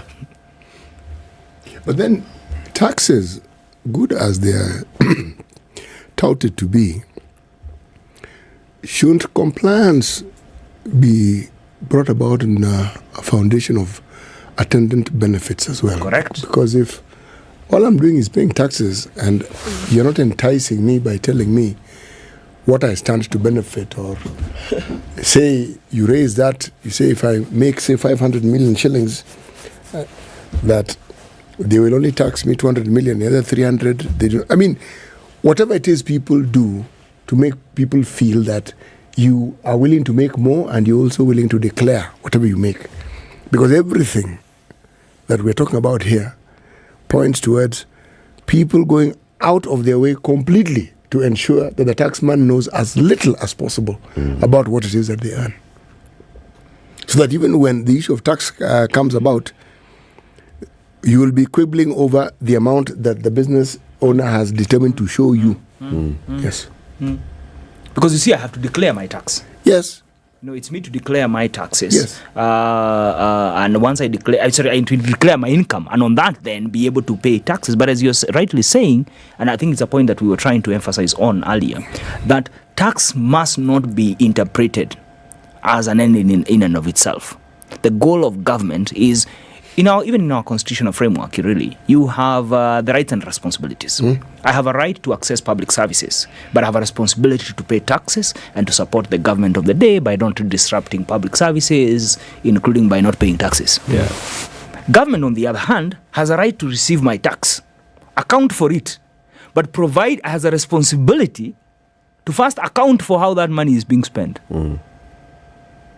Two, to give me the kind of information I need to know where I get my services and and how I should get. But most importantly, to provide me those services, whether it's education services, and you heard the announcements over the weekend about how education services are now going to be to be paid for. CT, I know you have a lot to say about that. And if you're not providing those services, then there's no incentive. Yep. There's and I think there are studies on the correlation between tax compliance and public administration of those taxes, or public usage. So, and the minute people, especially the ones who are not in the formal sector, the ones in the formal sector is your salaries. I mean, your company has to, there is direct visibility. Yes. Those ones have no reason but to comply. But in the other sectors, or the informal ones, once they, there is no, or they don't view like their taxes is meaningful, is just going to, pockets, then compliance dips.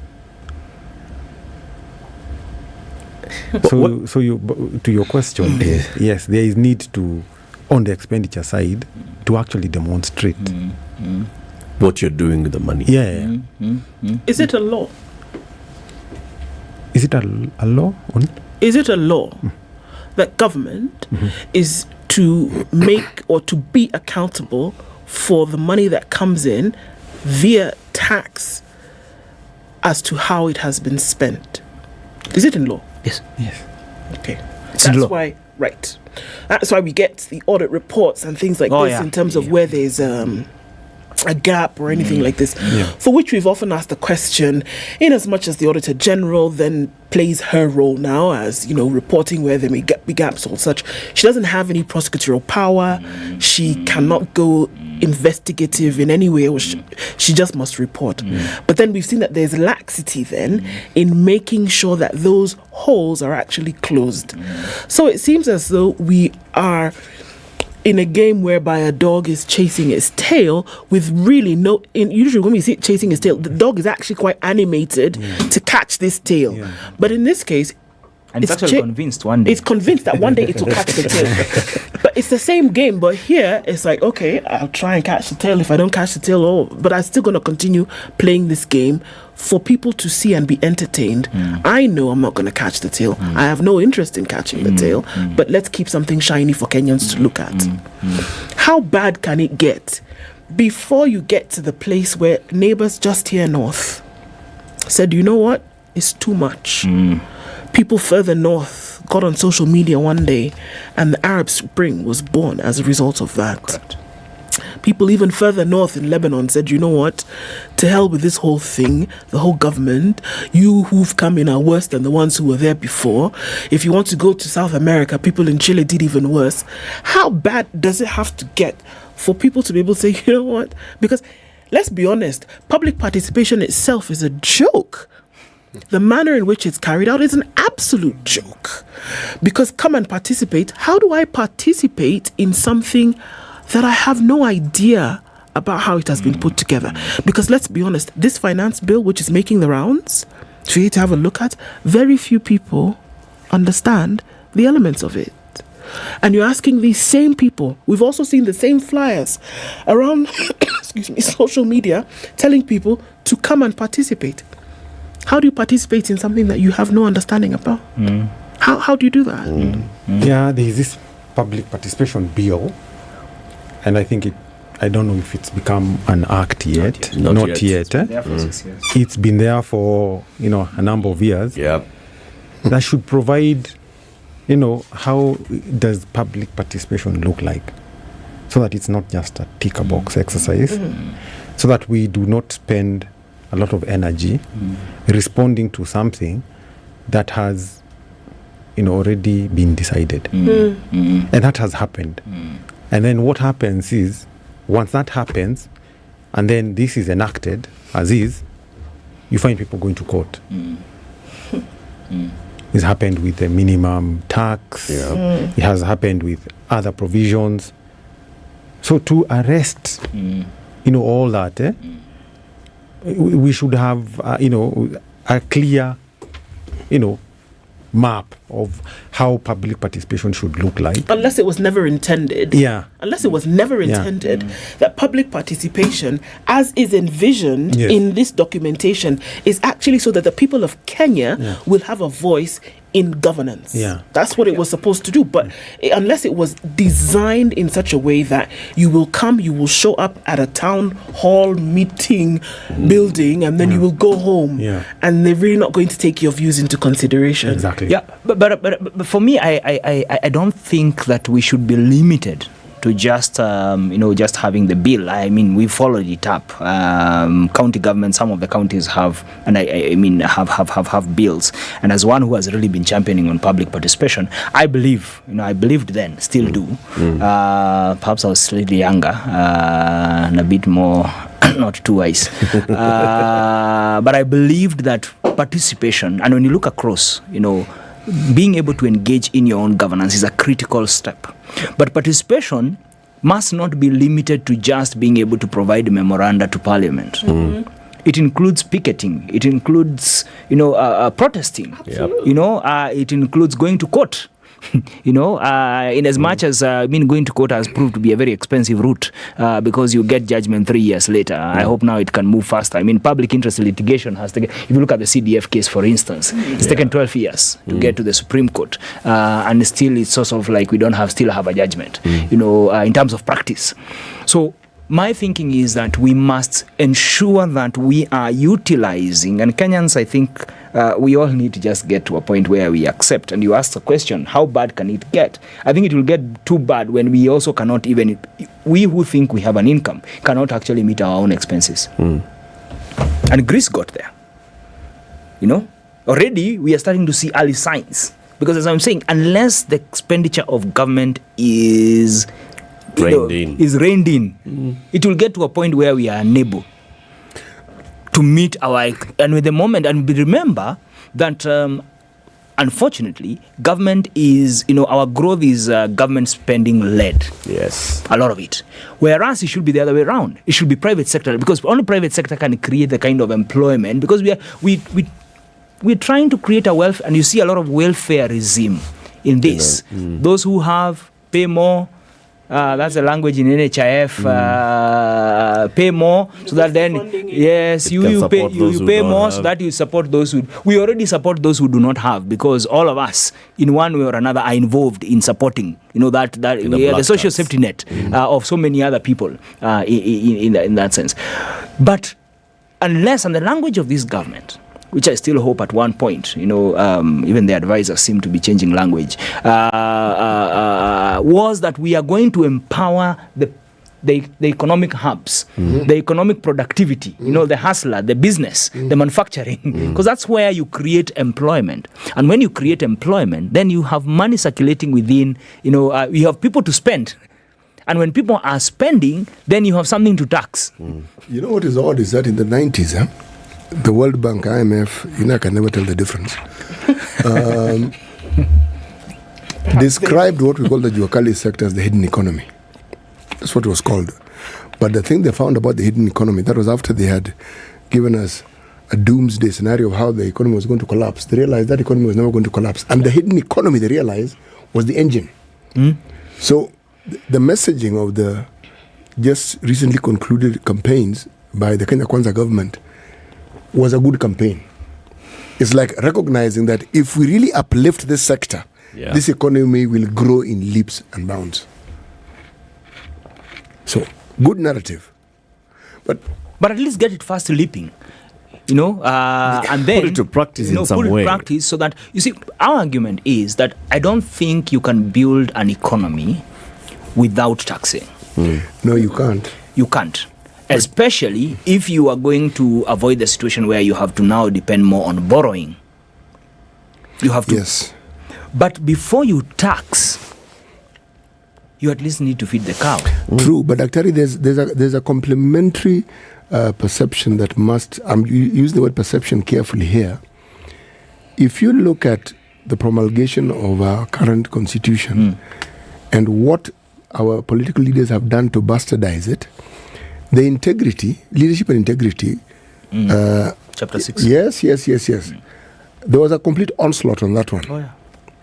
So that even when we're talking about, because when you talk about the need for there to be probity and for people to be held accountable, Chapter 6 comes into play. Correct. But once it's watered down to the point where even if you go to court, you cannot really hold someone accountable, then how are we going to hold? Because if it hadn't been cannibalized as it has been, But even leave that aside. Look at the two institutions that were helped to shepherd this thing. The Constitution Implementation Commission, the Transition Authority. Okay, yeah. These ones were done with quickly, and not too much funding so that they don't create too much of a fuss. So the very things that would have enabled us to have the accountability we keep speaking of, our parliamentarians, our elected leaders guaranteed that wouldn't happen. Now we have a government who seems like every law they find uncomfortable or inconvenient. Change it. Yes, it's like, I know this one isn't working well. Change it. I know this one is really not working well. No, you know, there are around 10 others. Bring a finance bill and throw all these ones under it, and then here you are. So, when we talk about having a situation that is about to bring about change, the only change will be when the citizens decide they've had enough of this nonsense. Article 1. Yes. It's the people. It's the people. And that's why I'm saying we cannot give up on our country. You know, and honestly, I mean, and I said earlier, this document is now in Parliament. Two ways to look at it is to look at Parliament as the place. I mean, it's been big. Parliament has been a big letdown.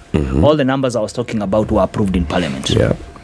Both the initial and the revision. Yes. You know, without questioning. It sailed through. It sailed through. How do you raise the deficit from 600 to 1.12? Yes. And then So okay. Come on. And of course, I mean, but because that's the institution we have elected for ourselves, elected in the sense of we have chosen as an institution that is to make decisions for us, we have to find a way to either create pressure on it, you know, because we are the voters, you know. What do you propose? I see you're heading somewhere. I propose that, first of all, if every Kenyan who is of a sane mind and a voting age can write to their member of parliament, and you don't have to understand the finance bill, you just need to describe your situation. That's one. The other one is to say and demand.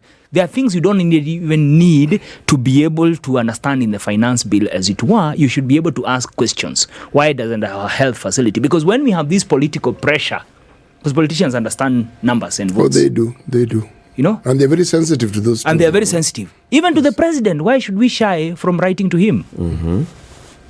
And saying this is the situation, that political pressure is what will make them action. Because right now, unless you're starting to say, let's go into a constitutional kind of a change process, you know, I don't think that's the general direction. And the questions we're asking are questions around accountability. What is this? I mean, one of the words that seems to be getting very quiet in this government is corruption. Yes. Hiyo jina siku hizi it's not big. It's not big. It's not talked about at all. It's not talked about at all. And I am pushing that the only way to solve the issues that we are having is to start pushing, first of all, for people to take responsibility.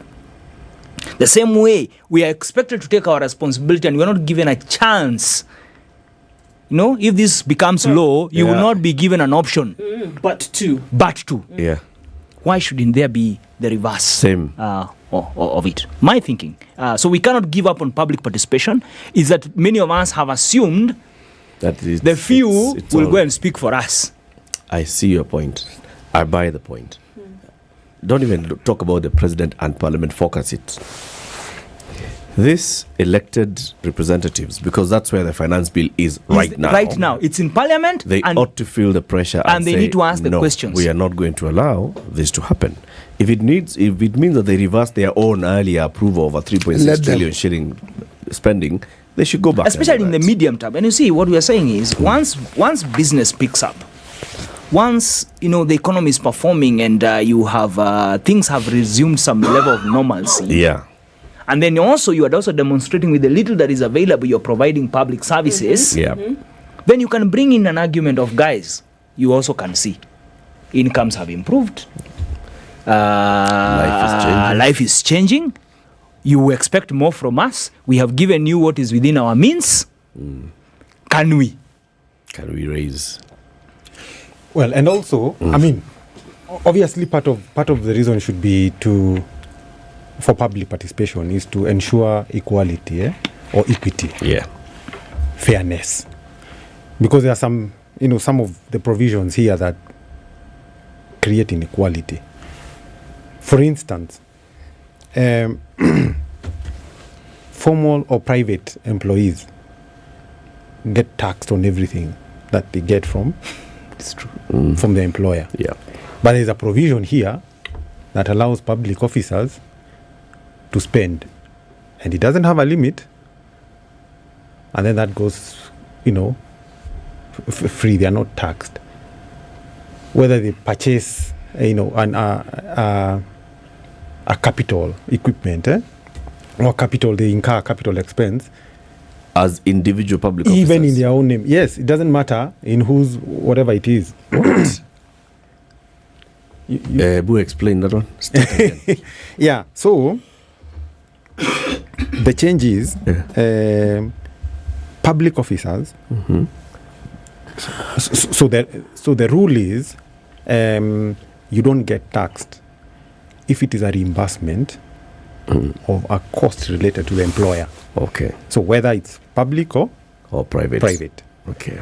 Now, but of course, to evidence that the expenditure relates to the employer, then it has to be for the employer. Yeah. But if you're allowed to get reimbursed for an expenditure that relates to you as a person, as the employee, that is a taxable benefit. Yeah. Isn't it? Yeah. But this provision seems, this introduction seems to exempt public officers.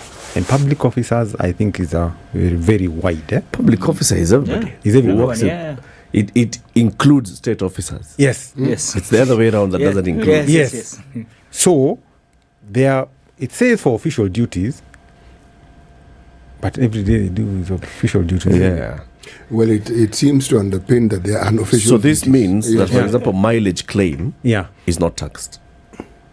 No, which means it won't get taxed. It won't get taxed, yes. right? But here, reimbursement of an expenditure incurred for purpose of performing official duties, Yeah. which is every day. It's everything. Is everything, notwithstanding the ownership or control of any assets purchased. What do you think that means? While in the private sector, So if I buy a house and decide I will be working from my house. Yeah, it's as an office. So that one, a car, you see, the ownership is yours. Yes. So you're reimbursed. Now here, Hey God. you get reimbursed. So your employer buys for you, you get taxed. You see, that's inequality. Come now, look at it on the other hand. Any fee charged on digital lending is now subject to excise. Yeah. A lot of the informal sector are people who who rely on that. Yes. Yep. who fuliza. Which means now that becomes the cost of borrowing will go up. It will go up. Yep. Yes. Now compare that with your conventional borrowing. When you walk into a bank and get a loan, You go to I&M and ask so for that's this cheaper compared to unsecured. this. Now, what's the difference? And are you really promoting? Supporting the bottom up. supporting. Some of this. Is this a bottom-up really economic They actually, transformation? they go against the economic policy, and they create inequality. Let's take a The break. content creators, Yes. the content creators or digital content monetization. Yes. So they will be subject now to withholding tax of 15% because it's seen as professional Service. Then the professional service is at 5%. So you see, these are 15%. Yes. And it doesn't matter their costs. Are you seeing the inequality again? So the reason for more public participation, at the very least, for It's like these guys are just looking at put things here. Put. My sense is what I say. Let's take this break. Yeah. We come back and we also want to open the phone line 0719-012-600. Okay, so the tax is here and this is what is being discussed. It's before Parliament. The question is, what should we tell our members of Parliament as they look at the finance bill? They have called for public participation. They've asked for memoranda, members of Parliament, on this particular one. 24 minutes to 10. This is the Situation Room, the only way to start your day. Oh my God, look at the curtains. Oh, and the shoes. Wow, my dream fridge. Oh. What is it? My friend, you don't have money. Let's go. Yes, yes, yes. I know what to do. The interest on my fixed deposit has matured to Songe Mbele na Kingdom Bank. What is it about Kingdom Bank? Everyone is surprising me about this Songa Mbele na Kingdom Bank move. Songa Mbele na Kingdom Bank. Kingdom Bank is now offering mid to long-term fixed saving with higher interest rates. Earn up to 10% interest from as little as 50,000 Kenya shillings on our fixed and call deposits. Enjoy a variety of our great services including savings and junior savings accounts for your kids. Get return on your fixed investments today at Kingdom Bank. Songa mbele na Kingdom Bank. Shop now for all you want. Talk to us on 0709 881300 for more information. Terms and conditions apply. Kingdom Bank is regulated by the Central Bank of Kenya. You'll be able to get through the city much easier now, except if you're on Landys Road and then you're already experiencing heavy traffic as you're going towards the Kamkunji roundabout. It's heavy inbound, slowed down to standstill at some point. But then you'll get to Kamkunji and then it'll open up a little bit as you get on to Haile Selassie. Okay, let's look at the Thika Superhighway where traffic more or less is done. For now, that Pangani underpass stretch as you go towards Muranga Road or you go out towards Wanga and Mathai, that is where you have a bit of a hold up. It's all joining the traffic that's coming off of Kiambu Road. But, within no time that should have cleared up. Limuru Road, different story. It's still pretty heavy. It's coming off United Nations Avenue. But that, again, as we go through the morning, will look a lot better. All right. Okay. Through the morning, speak to us on Spice FM KE on Twitter. Keep things moving.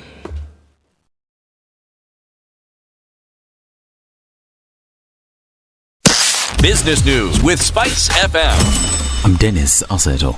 Narok County Criminal Investigation Department has warned residents against giving money in order to receive services from government officers.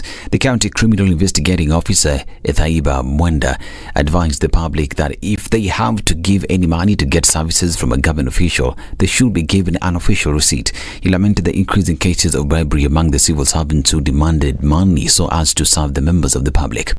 James Finlay Kenya has agreed to sell 85% stake of the company to Sri Lanka's Brown Investments PLC. The tea supply in a statement says that the sale will be completed in the coming months. Hackers have seized on worldwide interest in the artificial intelligence-powered tool ChatGPT in an effort to break into people's devices.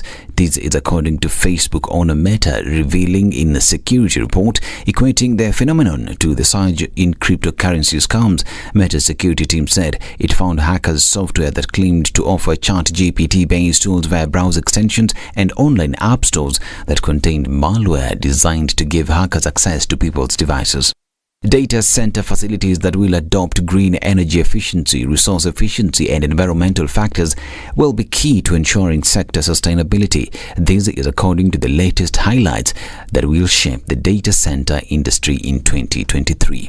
The Nature Conservancy is looking for a digital communications and social media manager with a bachelor's degree in communication with at least 7 years related experience. Suitable candidates are required to send their CVs and cover letter by 8th of May 2023.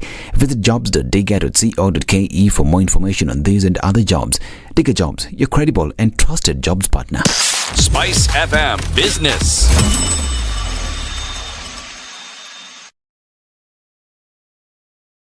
Are you an employer in Kenya? Switch to I&M at Work today and sign up your employees to Kenya's largest unsecured personal loan today. Call Mature, intelligent talk every morning. Spice up yourself.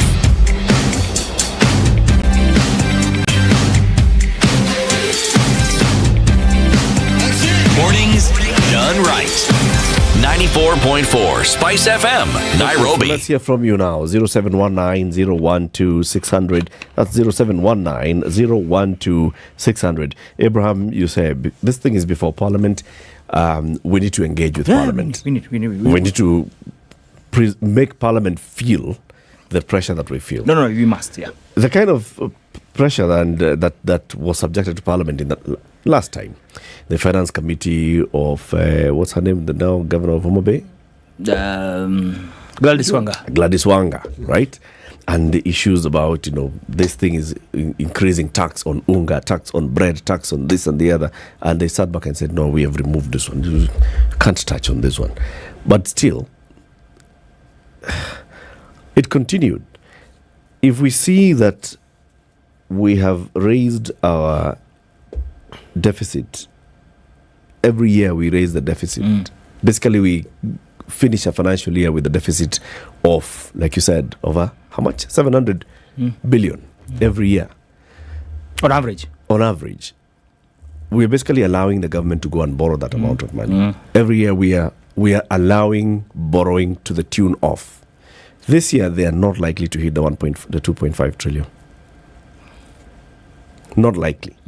So let's say they raise 2.2 trillion shillings, on a very good note, We are basically saying that in the next financial year, the deficit is going to be close to 1.6 trillion. And we are allowing that. And we have debts to repay. Yeah, why?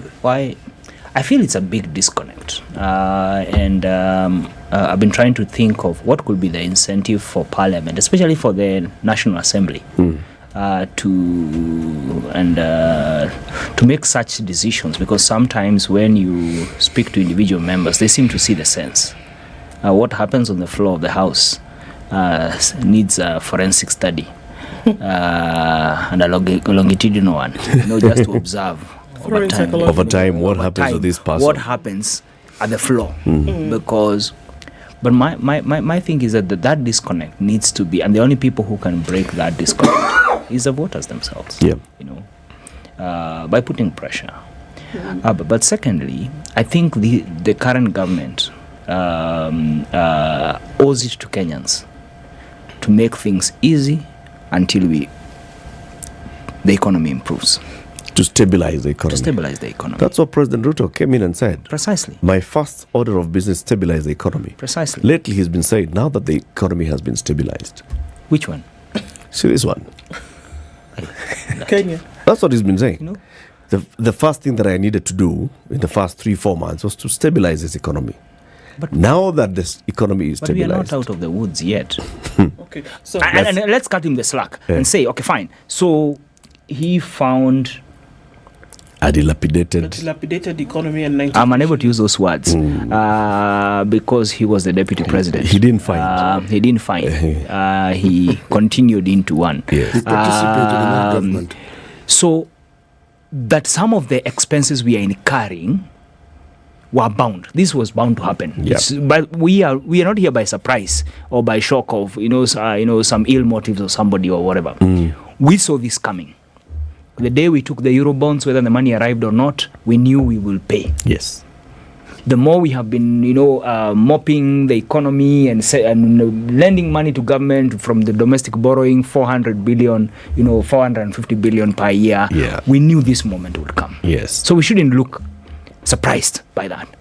What is surprising is that even when we knew this was coming, we still are not changing how we are spending. We're not changing our habits at all. Yes. Including even expanding appointments beyond what is think about the CAS. Somebody was saying, but they're just 50. It's a small percentage. Jobs for the boys and the girls. But you're forgetting that there are so many other attendant costs. With the kind of projects that the people in their villages expect them to bring. And includes the political cost I was talking about of when you want to rationalize, then you don't have the space. So right now we don't have the fiscal space to wiggle. And my thinking is that, recommendation really, what we'll be writing to Parliament, and we've written this, because this is a whole process. We wrote it during the budget policy statement when it came in, when we saw the deficit. We say this is not sustainable. You need, saying we are going to push it to percentages, 4%. 4% means nothing. What is important is the absolute number that we are talking about, because that is what buys you. That's what you borrow from the market. You don't borrow a percentage. You borrow actual money, And when you're mopping all this money out, and then you are not even, you're cutting agriculture spending by 12%, for instance, and other critical spending, you're not increasing manufacturing, then it means that even your forex will not grow. And you need it. The Americans are now mopping their forex, to build, to deal with their own problems. Sort out their issues. Let's go to the phone lines. I've got 2 callers on the line. Robert in Nandi, good morning. Good morning to guys. Mambo namna gani? Niko mzuri. You guys have scared me from the time I opened my radio in the morning because I'm unable to move. We're telling you what they're doing. With all that suggestion of the taxes that you guys are talking about today, it sends a chill on everybody's spine. As it should. And, okay, it's the truth, but the big question is, who is this who has a good mind, a good brain, possibly somebody who's gone to school to study economics, and doing all this, knowing that the repercussions to it may not be that pleasant to the persons they are trying to apply those taxes on, and possibly making our lives very uncomfortable, because at the end of the day, what if the end result of those taxes is not achieved? I mean, we'll be back again 10 steps back there. Yeah. Yet the promises were, let us stabilize this thing. We got it an empty shell. Let's make it better. So by increasing the taxes, at the end of the day, the consumption will go down, and the taxes that are meant to be realized may not even be there. Yep. And our lives will be so bad that maybe even the mental cases that we are talking about right now may double, yeah? So are we making this country a better place to live in or the worst place to live in? That is the critical question. I'm a very sad guy today, but I think for you guys, I think you need to get somebody from Treasury and have somebody like the panelists that have come in today. Let them sit across the other side and really tell us what was the aim of bringing these things to this country at this time. We will seek them out. Thank you, Robert. Yeah, get them, sir. Bring them, because this is scary. Taxes everywhere. Ata kanisani taxes. Where taxes? This is enough, man. Miriam in Donholm, good morning. Good morning. How are you? Very well, thank you. Thank you. On 10th of October 2022, you analyzed my story, which was in the Nation newspaper. Actually, I woke up early morning and I was telling my husband, gosh, these people are talking about me, because he puts Spice FM very early in the morning. So you really analyze the story well, and I realized, wow, this is a really mature media. What story was it? So I've been wondering, What story was that? The story of the lady who was working at Bomas of Kenya, who had issues with the employer. They were in court for a decade, and she won the case, and they had refused to pay. Even after I won the case. The lady is you. The lady is Miriam. Yes, that was the story. Okay. So I was wondering if I was interested just to come and do a live maybe interview. How would that be? Basically, from that time now, I just revisit what has been happening, because that's 11 months. Yes.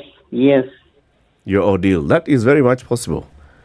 What you do is just stay on the line. Our producer Ednah will talk to you. Then we'll pick a date, and after that we'll get in touch.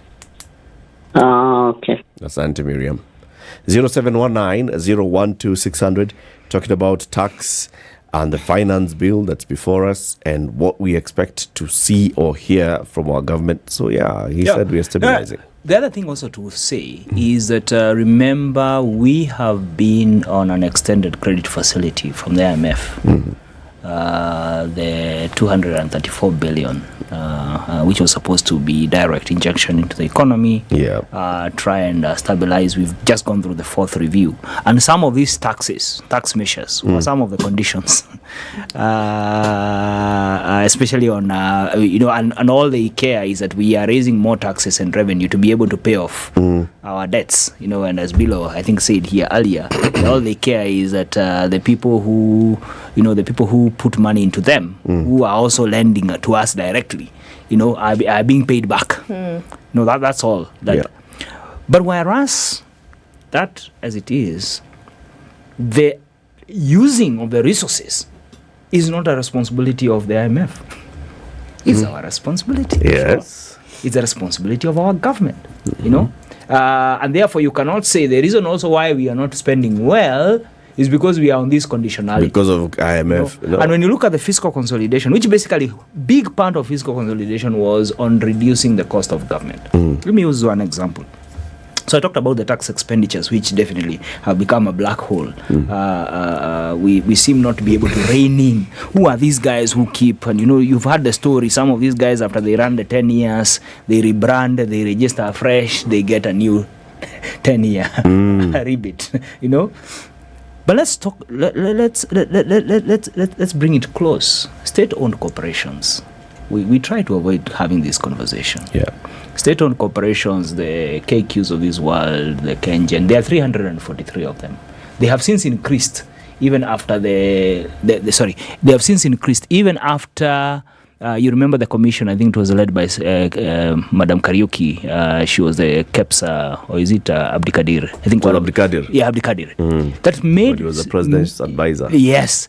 That made recommendations on consolidating. Why is it important? It's because 30% of our spending is through state corporations. Yet it's a black hole because a lot of the accountability, the last audited reports we have, at least of all the state corporations, I think it's 3-4 years ago, borrowing, the public guaranteed borrowing is to those institutions. Yes. The guys we are bailing out, who we never put in the budget. For instance, Kenya Airways is never on the initial budget, but only jumps out in the supplementary budget. It's being bailed out. But it's always full. And the most expensive airline. Do your math, in terms of profits. And so my concern is that these are some of the areas we need to ask honestly. Are we spending efficiently? These institutions, a lot of them are duplicating roles, both of the national government, because you still have a state department that is responsible for transport or roads. But you still have Kera, Kura, and Kenha, and everything else, including what NTSA does and what the police do, and all these other authorities. Because I feel that 30%, if you think about 30%, for instance, of 3.6, you're talking about 1.2 trillion. It's far much more than even our deficit and what we are borrowing. And when you add the public guaranteed debt, because they are the ones that are guaranteed, to borrow, it tells you that by just dealing with, again, over and above dealing with the initial issue I raised of the leakages and the corruption, all that involved, fixing these state corporations that duplicate a lot of roles gets you again into a path. The question is there political will? And that's what I'm saying, putting pressure on politicians, because a lot of these things are proposals that lie in parliament, and nobody's actioning them, because only parliament, in my opinion, honestly, can call the bluff off. But guys, as I listen to this conversation that we have today and other times, this whole issue is a political problem. Just like I asked you, Chris, you sit with these people, they are experts. These are guys that have gone to school as you people. They're professionals. They live the life that we're living. But there's a political pressure that bears so hard on them that they make such kind of decisions. It's a political problem. Do you think the political problem comes from the citizens? And here's the thing. Today, Nyang Nyong'o is in the news talking about public appointments. One of the reasons for Mandamano is public appointments. There's expectation that, we as shareholders, we contributed to this, so therefore we want public appointments. We want to see projects in our area. So there's a lot of political pressure from us to the politicians to what we want them to do. So they are left with, the only thing that they want to do is look for ways in which we appear large, to absorb all these politics that we are in. And Nyang Nyong'o is an appointing authority. Is he above the very things he's talking about himself? Of course he's not. But again, pressure. But this pressure really... Does he respond to the pressure? That's the issue. It's a created pressure because... Think about it. So politicians will tell you that, the reason why, for instance, things are the way they are is because people are waiting on me to provide the money for for paying school fees. So it means if you fix the education system, that won't happen. That won't happen. Yeah. If you fix the health system, people will not have to line up. Mtoto ni mgonjwa, nitumie pesa ya kupeleka mtoto hospitali. If you fix the roads, but more importantly, if you fix the business environment so that, Mama Mboga, whoever, can be able to make a meaningful income out of their labors, out of their efforts, then it means a lot of that But then what it does is that then it reduces the importance, the self-importance of the politician in the village. Yeah. Because then people are in charge of their own destinies in terms of being able to meet their own costs. And so a big portion of that can be addressed by fixing public services, in my opinion. But if you don't fix public services, then you keep insisting on, we have to give these handouts, we have to keep making sure we are providing for all these, things socially, my opinion. Yeah, well, without, of course, sounding or being looking on the politics of it, I think pressure from people, if it's about projects, that's good pressure, in my view. If we want a road, we want a bridge here, a hospital there, those are good, that's good pressure. I think in my view, we cannot afford to be a begging entity, let me use entity or government, that is, lives large. You get what I mean? You're begging, but you're living large, which is a contradiction of itself. I don't think so a lot has been done in other countries. I think recently, is it the Zambian president who came in and said, or is it Malawian president, who came and said, he received a bill to pay for new cars, and he said, are there no new cars? Why do I need, are there no cars? Are there no cars? Yeah. Why do I need new ones? You see, we've had certain, I think, regimes. I would think Jamaica, that come in and say, we'll take a pay cut. That has happened. Or we are not going to incur, anything above this what amount we need. Why do we need chase cars? Why do we need all that? Why is there a lot of wastage? So we can, if we work on our recurrent expenditure, I think we would have, savings for handling the public pressure, in my view. If we work on it. Yes. If you look at even your household, it's run the government like a household, or even a corporation. Yep. When things get tough, what do? You start cutting back on things, unnecessary things, so that you're just left with enough with what is critical for development expenditure. Good point, mate.